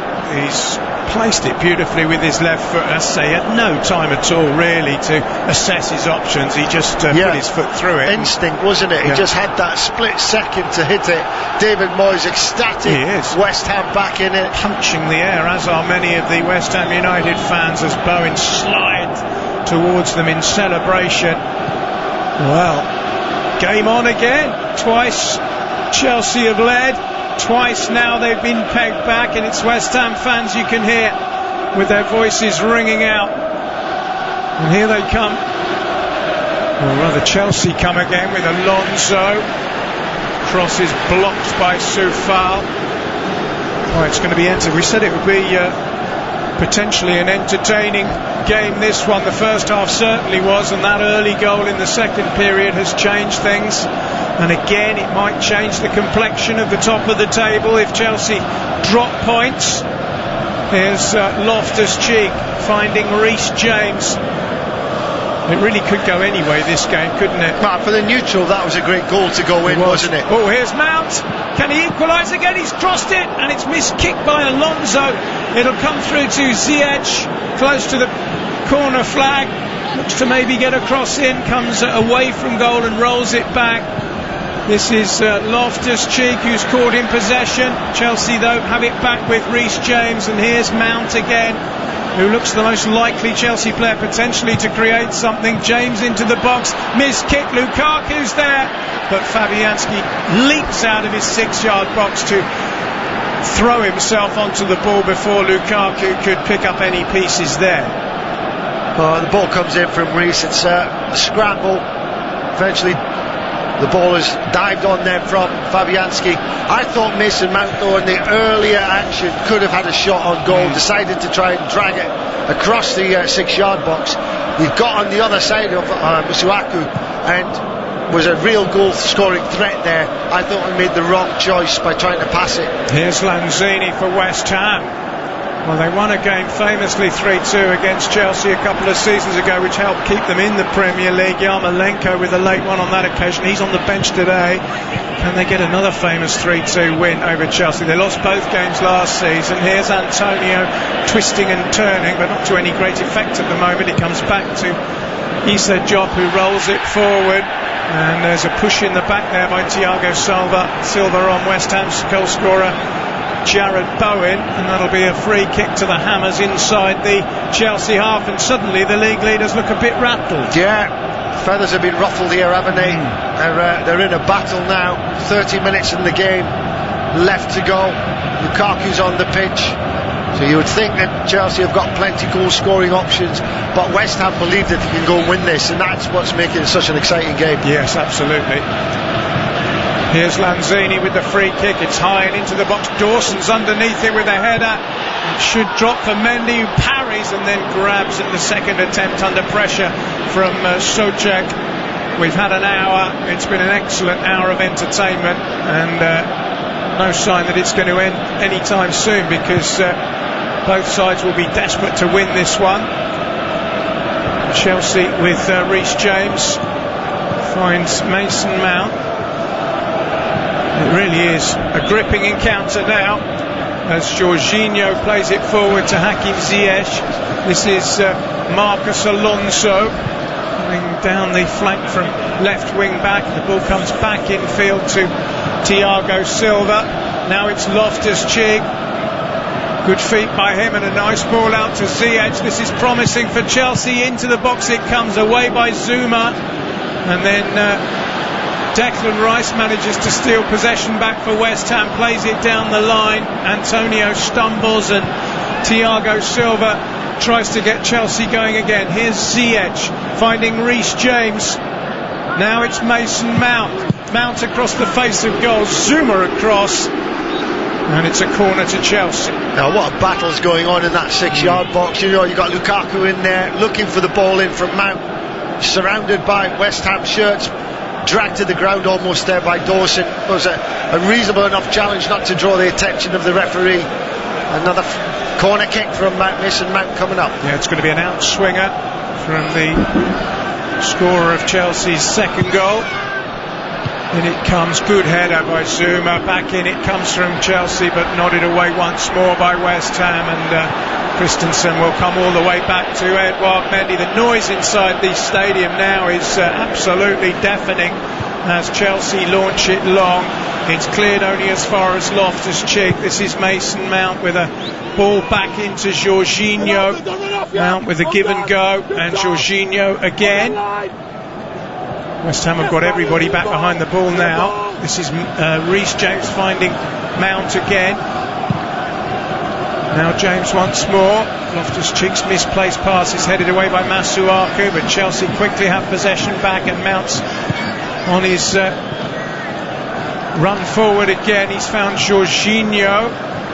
And now Reece James. It's a real tactical game of chess at the moment as Chelsea keep the ball but try and outwit West Ham. It was a feature of the first half, and West Ham have conceded a free kick there with a shove in the back by Antonio on Loftus-Cheek, and it's presented Chelsea with a set piece opportunity in a dangerous position potentially. Yeah, and Hudson-Odoi is getting warmed up. Tuchel's going to make another change. Yeah.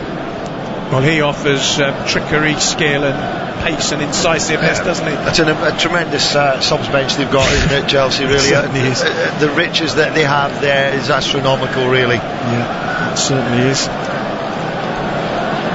Free kick then to Chelsea, 63rd minute. Reece James will fire it in, and, well, by his standards, that's dreadful. He's just played it straight out of play on the far side. I'm not sure what he was trying to achieve there, but whatever he did, it didn't work out at all. Yeah, just trying to get too much pace on it, and doesn't connect with the ball correctly. A little bit embarrassing, I suppose, for Reece James. We know he does regularly better than that.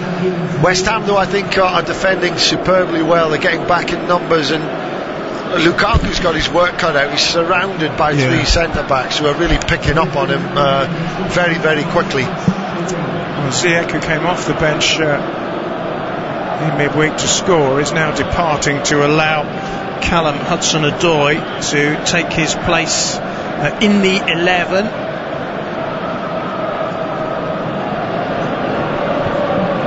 As we said, he's a direct runner, isn't he? He'll cause them problems down the flank. When he's at his best, he scored a lovely goal in the 7-0 thrashing of Norwich. He also scored in the 4-0 victory in the Champions League against Juventus. So he's been in the goals lately as well. Callum Hudson-Odoi, those are the two for the season for him. Here's Mikel Antonio finding Masuaku, whose ball forward is intercepted. Here's Loftus-Cheek for Chelsea, trying to find a way through. It's very direct from Loftus-Cheek, and it's an excellent ball to Romelu Lukaku. Lukaku within sight of the edge of the penalty area, still has it, lays it off to Mason Mount. Mount with the clip cross, it's headed away by Rice, and it drops for Bowen.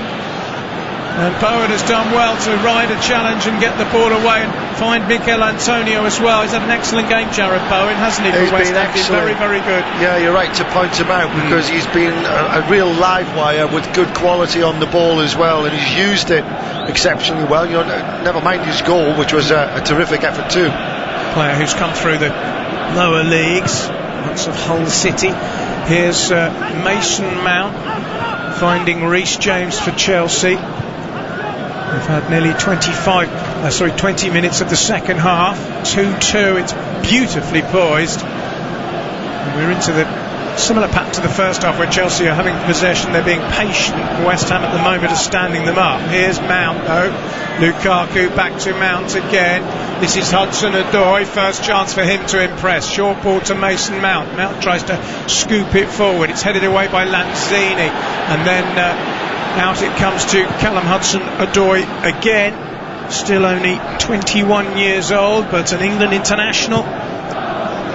On the ball now, Hudson-Odoi, left hand side, looking to take on Soufal, chips it in cleverly. There's the shot straight at Fabianski from Mason Mount, who was looking for another goal there, and almost had it, but didn't really middle it properly. It was hit with pace, but not with great direction, and Fabianski, who's made quite a few saves today, but most of them have been of the sort of straightforward variety. Yeah, and that was another one that went straight to him, but Callum Hudson-Odoi is making an impact already on that left hand side. Ziyech didn't really get himself into the game consistently. Big opportunity for Hudson-Odoi. He just lifted the ball beautifully over the defender's foot there for Mason Mount to get a strike on goal, and let's see what happens down that left hand side for Chelsea. Well, it's another option for them. As you say, the bench is very, very strong. Lukaku, who's on, Pulisic is there, Werner is there as well, Salniguez, who's been disappointing, but I remember him as an Atletico player being absolutely brilliant. Salniguez, a couple of seasons ago, he was very poor on Wednesday. He got hooked at half time, actually, and they brought Thiago Silva. It's funny how some settle into it easier than others, isn't it? You just never quite know who's going to really fit the bill for being a Premier League player, top player.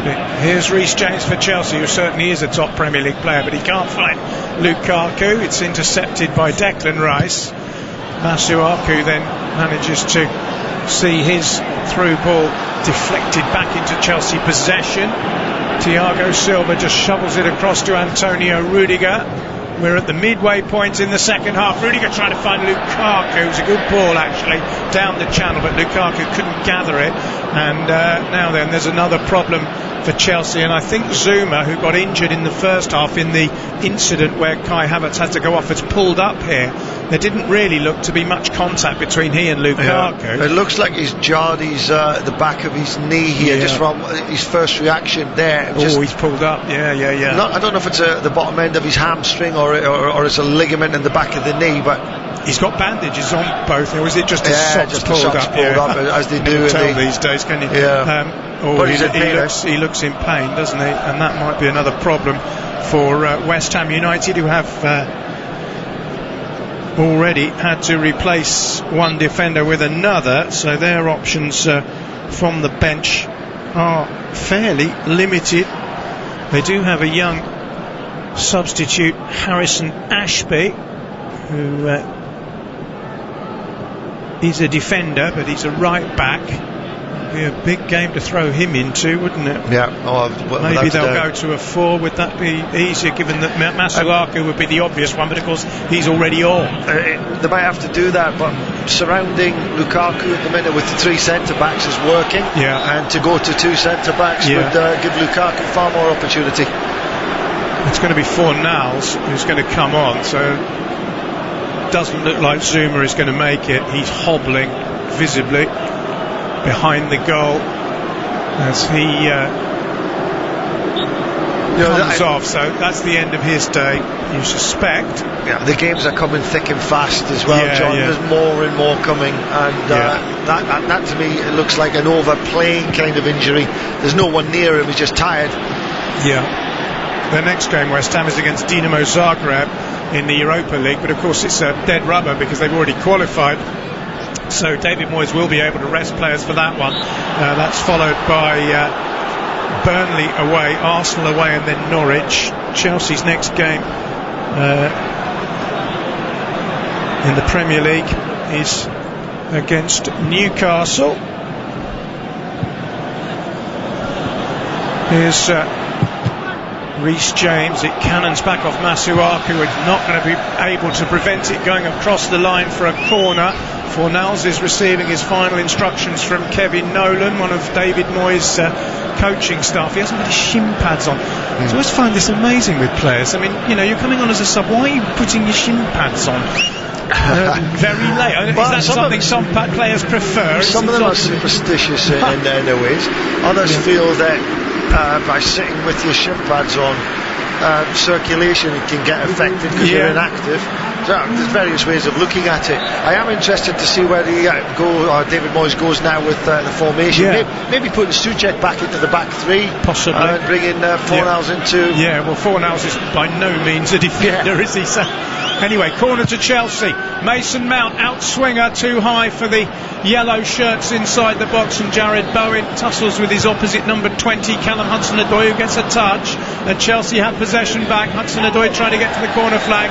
Bowen, I think, has brought him down. It's going to be a free kick to Chelsea, virtually level with that flag on the far side. Bowen is pleading with the referee. He's not going to change his mind. I think he got a toe here, didn't he? Hudson-Odoi got a toe to the ball. It's a foul. Yeah, no question.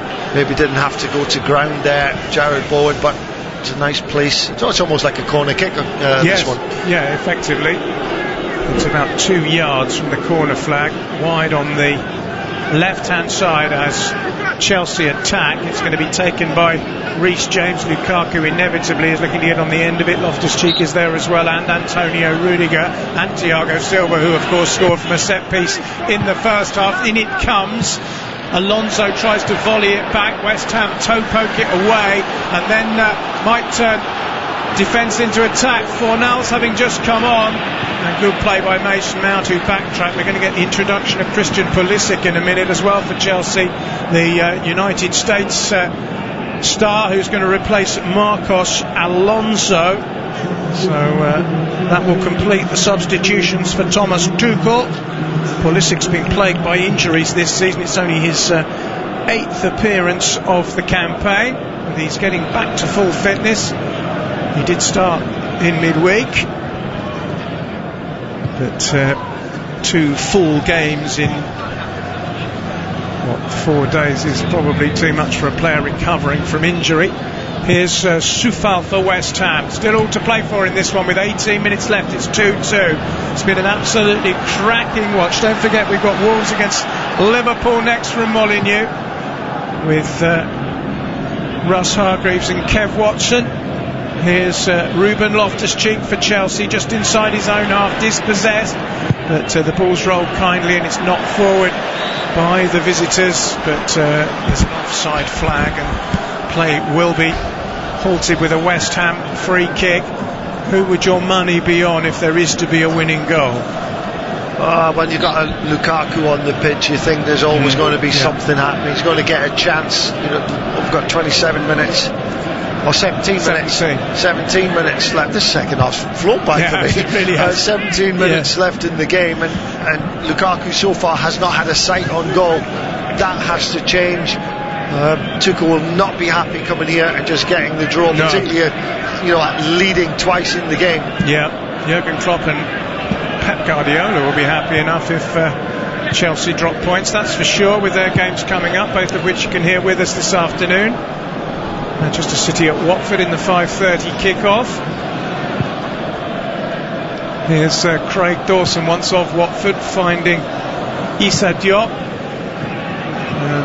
Masuaku, have they gone to a 4? I think they have. Or is Souček playing at centre half? It's hard to tell from their positions on the field at the moment. It looks like they've gone to they've got four at the back now. Yeah. As you say, that might afford Romelu Lukaku a bit more space than he's had hitherto. Here's Bowen. That's a lovely ball by Fornals out towards Antonio, who's held off his man well. Good cross! Oh, and Bowen couldn't quite steer it in at full stretch. Looked for a moment as if he'd got his second goal from Antonio's cross, but he slid in as far as he could. It came off the bottom of his foot and it's gone wide of the post. Chelsea going to sleep, but full marks to Antonio. The strength that he showed against Hudson-Odoi, he just shrugs him aside, and he doesn't hesitate at all in getting the ball into the box. Bowen is half a step away from putting that into the bottom of the net there. 15 minutes to go. 2-2 at the London Stadium in a fantastic London derby, which is by no means done and dusted. Here's Soufal trying to get it forward. Bowen's done brilliantly to retain possession, but he's crowded out at the moment, but he's won a free kick. He's a strong man of the match contender, isn't he, Bowen? Oh, without a doubt. He's held on to the ball, shown his strength, won his team a free kick, taken the pressure off, and we've got a good opportunity to get the ball into the box from a wide position. Another set piece. This is just the missed chance we're looking at again. It's only a half a chance because he couldn't quite get there, could he? It was like Gaza in the 1996 Euros, wasn't it? Where he slid in and agonisingly couldn't get the touch. West Ham have a free kick though, and it's Bowen who's going to take it. It's not a good one. It's away by Pulisic, the Chelsea substitute. Back it comes though to Soufal. Bowen again on the far side, swirling cross. Mendy should get there and does, despite the leap of Souček right in front of him. Rolls it out to Antonio Rudiger. I kind of get this feeling that Chelsea have lost a bit of composure about what they're doing out there, and that's all down to West Ham's endeavour and commitment into this game. This is a brilliant run by Christensen, who switched the play to the far side. It's controlled by Callum Hudson-Odoi, looking to take on Soufal. Still has it, Hudson-Odoi. Short diagonal pass. Now it's gone square to Loftus-Cheek. Here's Jorginho, the Chelsea captain, finding Rudiger, who's joined this attack, and plays a square ball to Christensen. Everyone bar the goalkeeper is in the West Ham half for Chelsea at the moment, as the Loftus-Cheek cross finds its way to Callum Hudson-Odoi inside the penalty area. There's the shot, it's low, and did Fabianski get a finger on it from Jorginho's low shot? I think he did.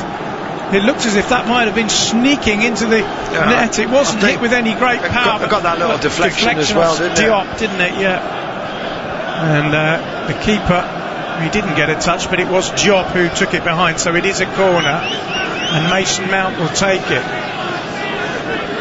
9th corner of the afternoon for Chelsea. There's another header Oh my goodness me, it was only just scraped away there by Souček. Back in from Mount and headed away.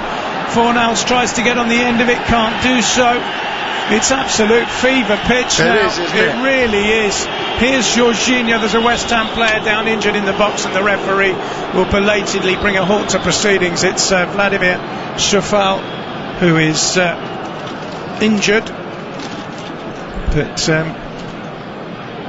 well, what excitement really there was there when the ball was headed down. I think it was Loftus-Cheek who got a great header to that from that corner and headed it down, and Souček is in front of Fabianski. It hits him and he has to adjust his body so quickly before Chelsea pounce on him for that rebound, and he gets the ball away. So West Ham go on in this fight. 12 minutes to go, and the referee is marching back with the ball to just delay the restart. I'm not quite sure what's going on here. Presumably he's insisting that Chelsea take the free kick from the correct spot. There's a conversation going on between... it's going to be a drop ball, of course, isn't it? Because the player was injured. Sorry, it's just given back to Chelsea. So here's Thiago Silva. His goal seems a long time ago now, doesn't it? But he's on the ball now again, and he's found Hudson-Odoi. Hudson-Odoi's cross headed away by Masuaku. Back in by Chelsea. It drops for Lanzini, who flicks it forward towards Bowen. It's not going to reach him. Rudiger's there first. This is Jorginho as Chelsea in the final 11 minutes look what they hope will be a winning goal. Pulisic cuts it back. It's intercepted by Souček, who's also played very well today. Yeah, defended so well, West Ham, in numbers, and you saw a typical case of that. 6 West Ham defenders in the 6-yard box. Here's Jorginho, twisting and turning and finding Hudson-Odoi over on the far side. And Jorginho again. Lukaku lays it off. Mount plays it out to Hudson-Odoi. Hudson-Odoi on the far side. It's a cross which finds Loftus-Cheek. Tries to find Mount with the downward header. The ball is still in play, and Chelsea knocking on the door now. Rudiger with the cross. There's the header from Lukaku. It's not one of his better efforts, and it's come off the top of his head, ballooned over the crossbar and landed on the top of the net. Lukaku's having to fight for scraps. Really, it was a difficult one for him to try and get on target. We're just watching an action where Mount let the ball run past him. Potentially a penalty even that you could consider there, but referee says play on. 10 minutes to go in what's been a really absorbing London derby. Who, I wonder, might have the final say? Here's Rudiger, goes back to Edouard Mendy, short to Thiago Silva. Now it's Christensen driving forward. Nice touch by Mount to bring Loftus-Cheek into play. He's put some good running in through midfield. That's a good ball out to Callum Hudson-Odoi. Can Hudson-Odoi deliver? No, it's blocked by Rice on its way through to Lukaku. Didn't reach the Belgian record international scorer, but Chelsea come again with Jorginho, looking the more likely side at the moment, Chelsea. But if they draw today, it'll only be a 2-point gap between themselves and Manchester City, with City due to face Watford this evening. Here's Pulisic. He's lost the ball, and West Ham have a little bit of respite as they look to bring it forward. Again, Jared Bowen breaks up the play there, wins just a throw in for his team around the halfway line, but they've been under pressure, West Ham, for the last 5 minutes, and it's a breather for them again. I've been so impressed about their attitude and the team work ethic that they've had this afternoon. Said Benrahma is about to come on, which tells you that David Moyes believes that he can still win this game. There are 9 minutes of normal time remaining. Chelsea could in fact find themselves, I think if my maths is correct, in 3rd place if Manchester City and Liverpool both win. Here's Mason Mount finding Reece James. James cuts it back. It forces Hudson-Odoi to scamper back, but he's done well to find Jorginho. Here's Ruben Loftus-Cheek. Now Mason Mount, tackled by Masuaku. That's going to be a corner to Chelsea. And a roar from the visitors from West London who've made their way across town. Still believing they can get the goal, which would put them 4 points clear and in an unassailable lead at the top of the table in terms of today's matches. Ben Rama will now be able to come on. I'm not entirely sure who he's going to replace yet. We'll find out in just a moment. But the referee's made change his mind on that corner.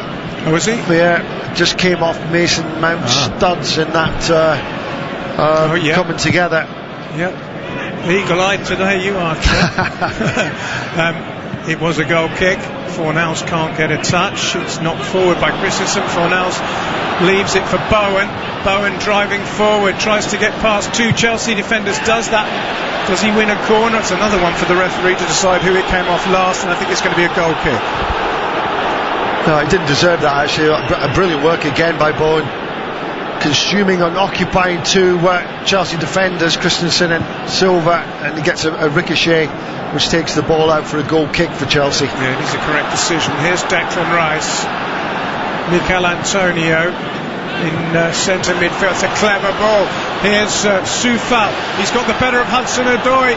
It's Vladimir Soufal. Hudson-Odoi recovers and blocks, and then it's hoofed away on the full by Thiago Silva. And suddenly it's the West Ham fans you can hear in the background urging their team to try and go on and win this pulsating game. It really has been a brilliant watch.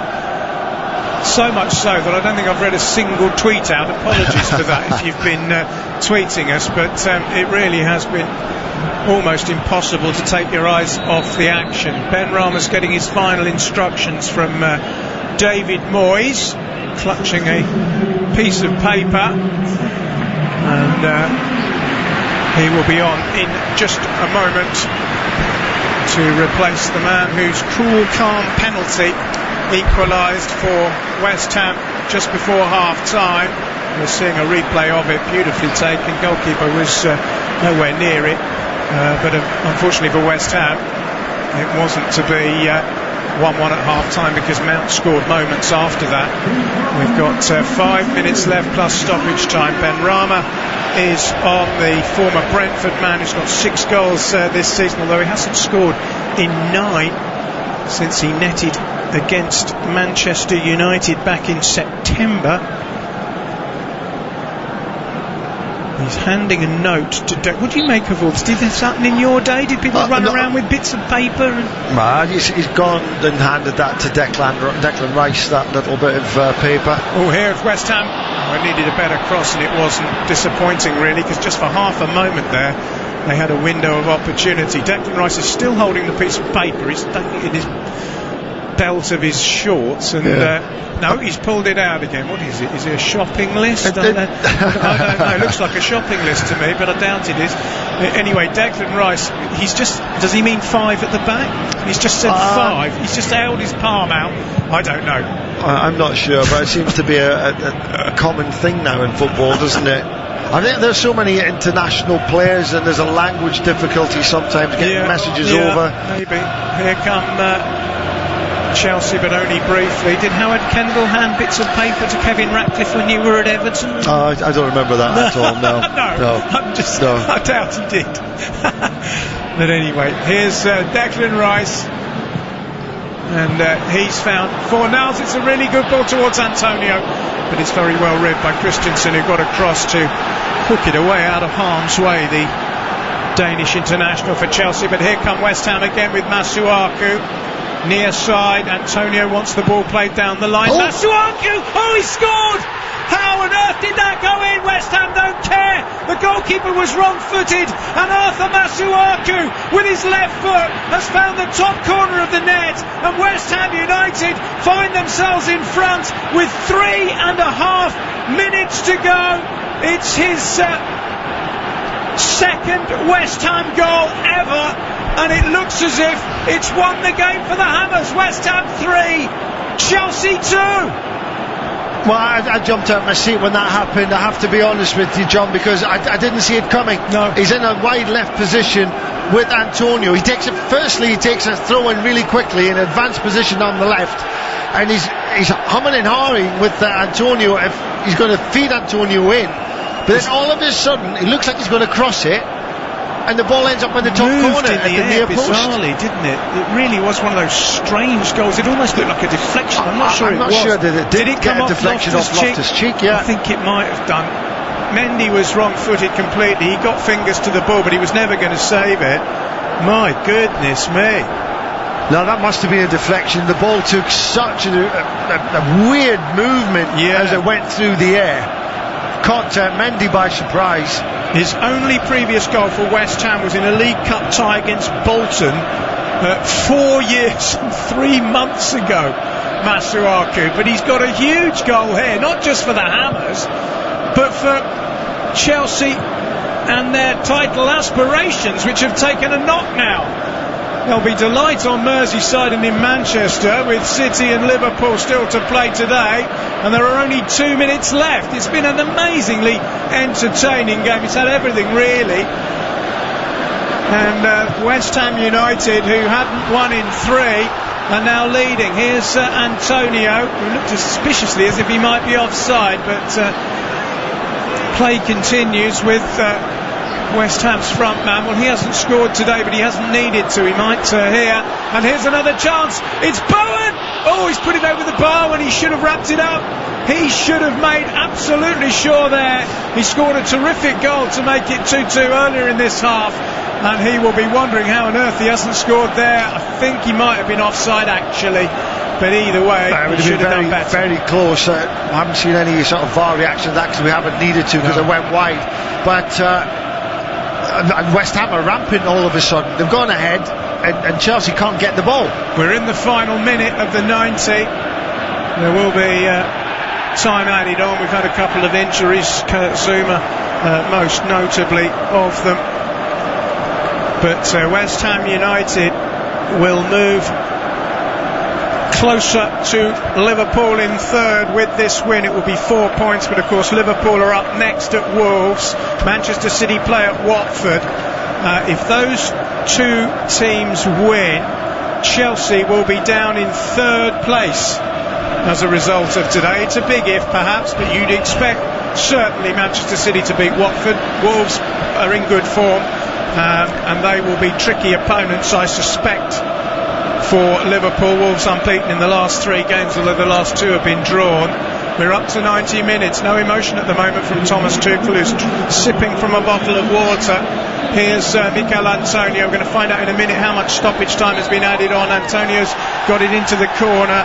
4 minutes, which is about right given the stoppages. So there is time for a team of Chelsea's quality to create something, but it looks as if they're going to lose in the Premier League for the first time since Manchester City beat them at Stamford Bridge. It'll be their first away defeat of the season. Talked about a famous West Ham 3-2 win against Chelsea a couple of seasons ago, when they were at the other end of the table. This is looking poised to be another, unless Chelsea can produce a finale worthy of the spectacle. Hudson-Odoi has been fouled. It's a yellow card. West Ham won't mind that. It's showed to Vladimir Soufal.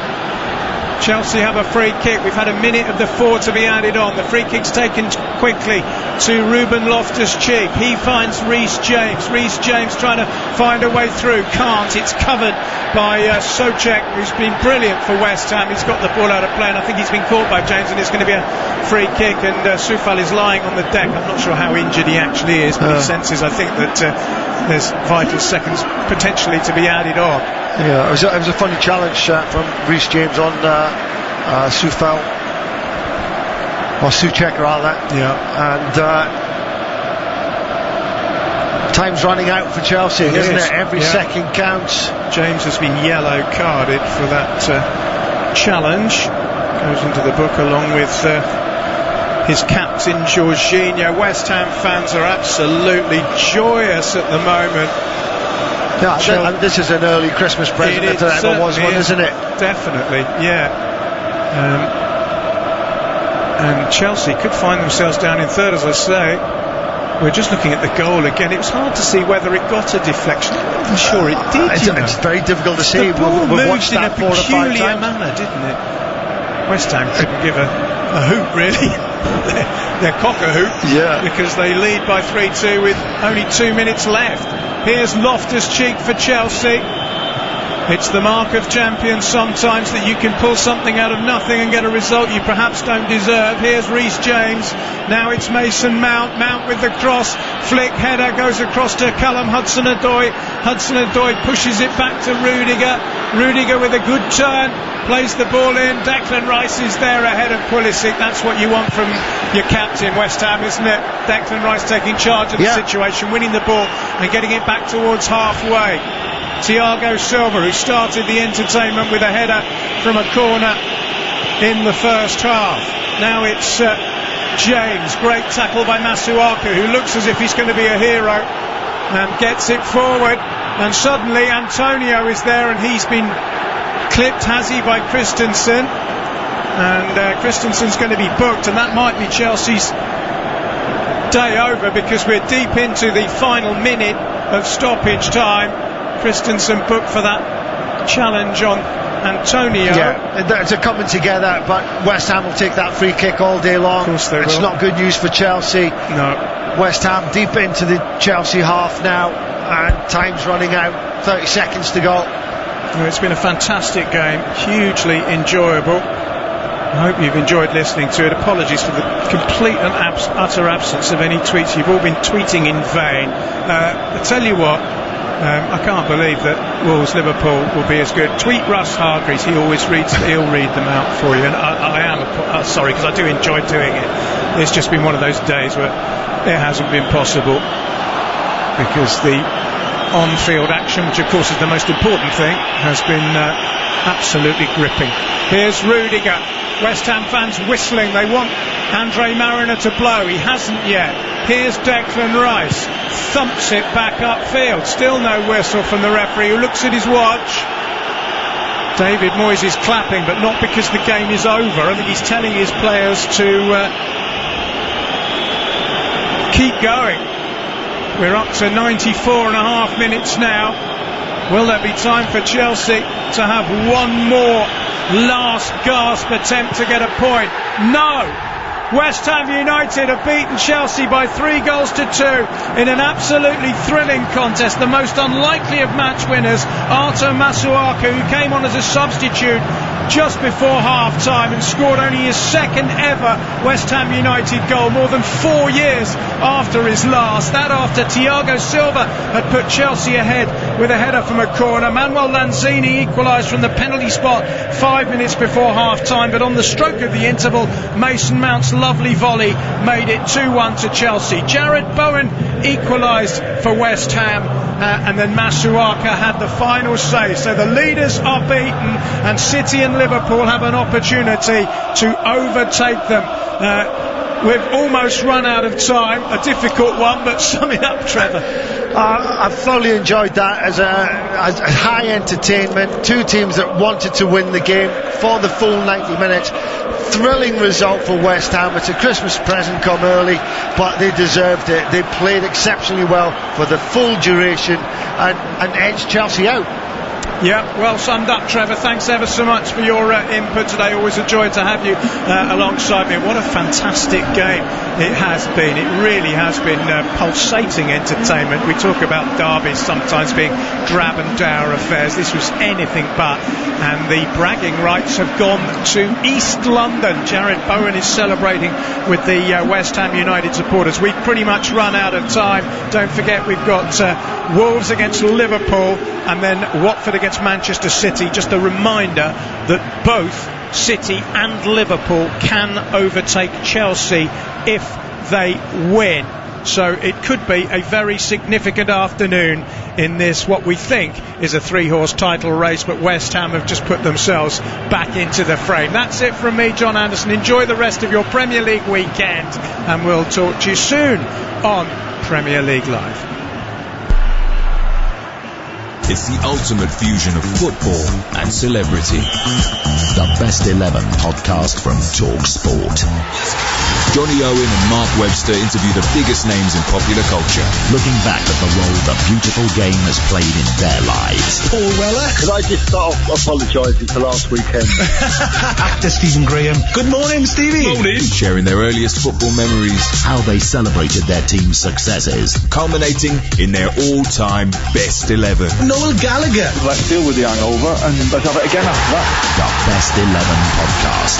Subscribe now on Acast, Apple Podcasts, Spotify, or wherever you get your podcasts. I'm Tom Rennie. Join me for a weekly podcast, Week in the Tackle, available wherever you get your podcasts. I'm going to be joined by Brian Dunseth, MLS legend, to tackle the biggest stories from the week in soccer. And the great thing about working with Tom and making Week in the Tackle is we're only going to be covering things we think are worth tackling. This show is all about passion. What's going to get us riled up? What's going to get you riled up to give us all something to chew on? We're not here to sit on the fence and tell you the stories of the day. That's what your phone's for. You'll be scrolling through Twitter while listening anyways. Exactly.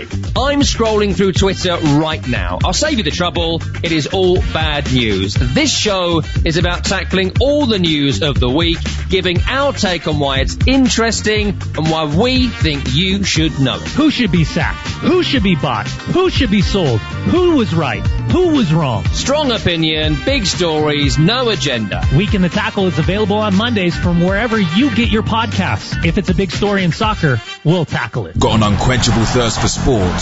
Get up to speed with the day's biggest sports stories with the Talk Sport Hit. Crammed full of the latest team news, big match previews, and discussing the day's hottest topics. An improvement week in, week out. Plus, get all the latest results and full fan reaction to the biggest events in world sport. It's a wonderful goal! Satisfy your thirst for sports news with the Talk Sport Hit. Subscribe now on Acast, Apple Podcasts, Spotify, or wherever you get your podcasts. The Women's Football Weekly Podcast. With Faye Carruthers. All the action, excitement and drama from across the entire women's game. Clean off the line by Steph Horton. Including the Women's Super League. Ella White is there to tap it in. The UEFA Women's Champions League. Lana Cleland striking from outside the penalty area. And the Euro 2021 qualifiers. On the edge of the area to Emsley. And Emsley's going to finish it off. Plus, all the home nations' international friendlies. Lucy Bronze with the strike from the edge of the penalty area. World-beating big match conversation. There's Jodie Taylor. Subscribe now to the Women's Football Weekly Podcast on Acast, Apple Podcast, Spotify, or wherever you get your podcasts.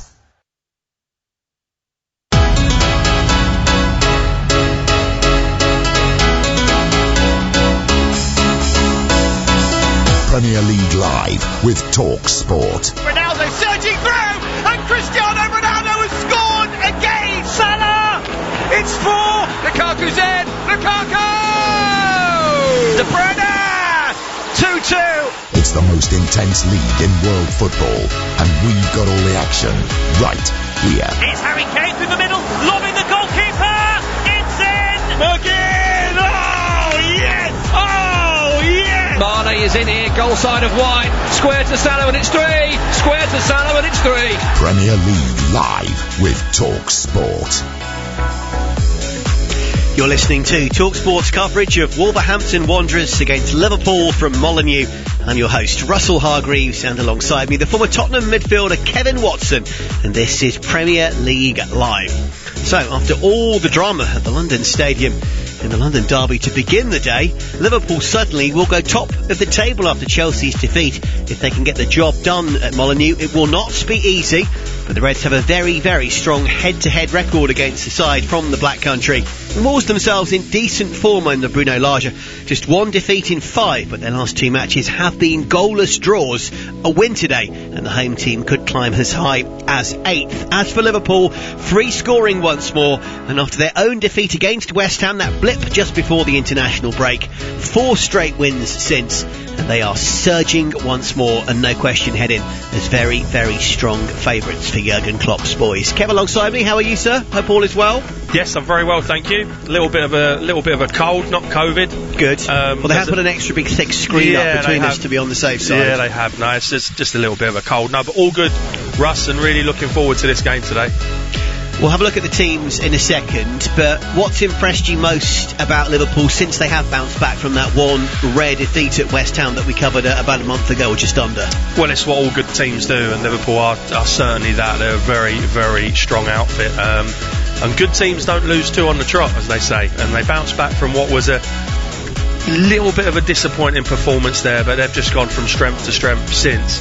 And I now, having said Chelsea 2 or 3 weeks ago, it's going to keep changing, but I'm now thinking the way Liverpool are playing, that they're the ones to beat. They still have the odd sort of poor game or the odd poor part of the game in them, which gives other teams hope. We saw Brighton draw against them not so long ago, plus the West Ham defeat, but largely the stats are mightily, mightily impressive. Let's start with Liverpool then, unchanged to the side, but in impressive form.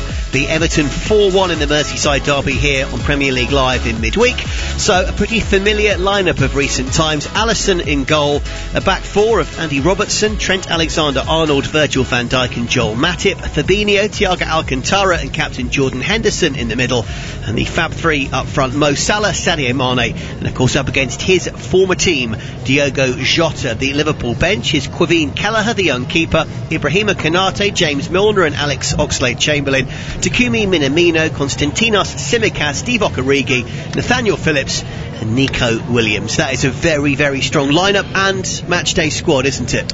Yeah, and you can always judge how good a team is, I think, by the squad, by what you can bring on. And a lot of Premier League teams, they're okay 1 to 11, or the old 1 to 11. Yeah. And then when you get down towards the subs, or after 2 or 3 of the subs that are on the bench, you're looking average, but you look at that, Oxlade-Chamberlain's been playing out of his skin for me. Milner, you can always rely on him as well. Minamino come on and got a goal, didn't he, the other day? Origi always gets you a goal, and Nico Williams for me is going to be a player. So it's a very, very strong outfit they're putting out today. Absolutely, and that's still with 1 or 2 important players like Roberto Firmino, Naby Keita, Curtis Jones, all of these kind of guys still out at the moment, so things are ticking along nicely, no question. As for Wolves, they have had loads of injuries and COVID within the camp as well. In fact, when they drew goalless against Burnley in midweek, they were only able to field 13 outfield squad members who had any league experience whatsoever. So that was in stark contrast to everything that Kev has just said about Liverpool. Good news at least is Daniel Podence, one of their many, many Portuguese stars. He's back at least as far as the bench after COVID, so that's something. And boss Bruno Lage making one change to that goalless draw against the Clarets. Back from suspension is all-important powerhouse midfielder Ruben Neves. He'd accrued 5 yellow cards over the campaign, so sat out 1 game and is back. And at 35, understandably, João Moutinho is given a break, and those veteran legs go back down to the bench. So the Wolves team is Jose Sarr in goal. It's a back 3 of Roman Saiz, Connor Cody, the captain, of course, a Liverpool trainee, and Max Kilman. Ryan Aït-Nouri and Nelson Semedo are the 2 wing-backs. Leandro Dendoncker and Neves are the 2 in midfield. And the 3 up front, Raul Jimenez, Adama Traore and Hwang Hee-Chan. The bench, in addition to Podence, is sub-keeper John Ruddy, Kai Jana Hoover, Francisco Trincao, Fabio Silva, Moutinho, Luke Cundle and 2 more youngsters in Hugo Bueno and Chem Campbell. And just to prove your point, there are some higher squad numbers and unheralded names there, aren't there, on that Wolves bench? Yeah, there is, and that's what I was saying about the strength of Liverpool's bench. You can understand Moutinho dropping down at 35, you say age and legs, and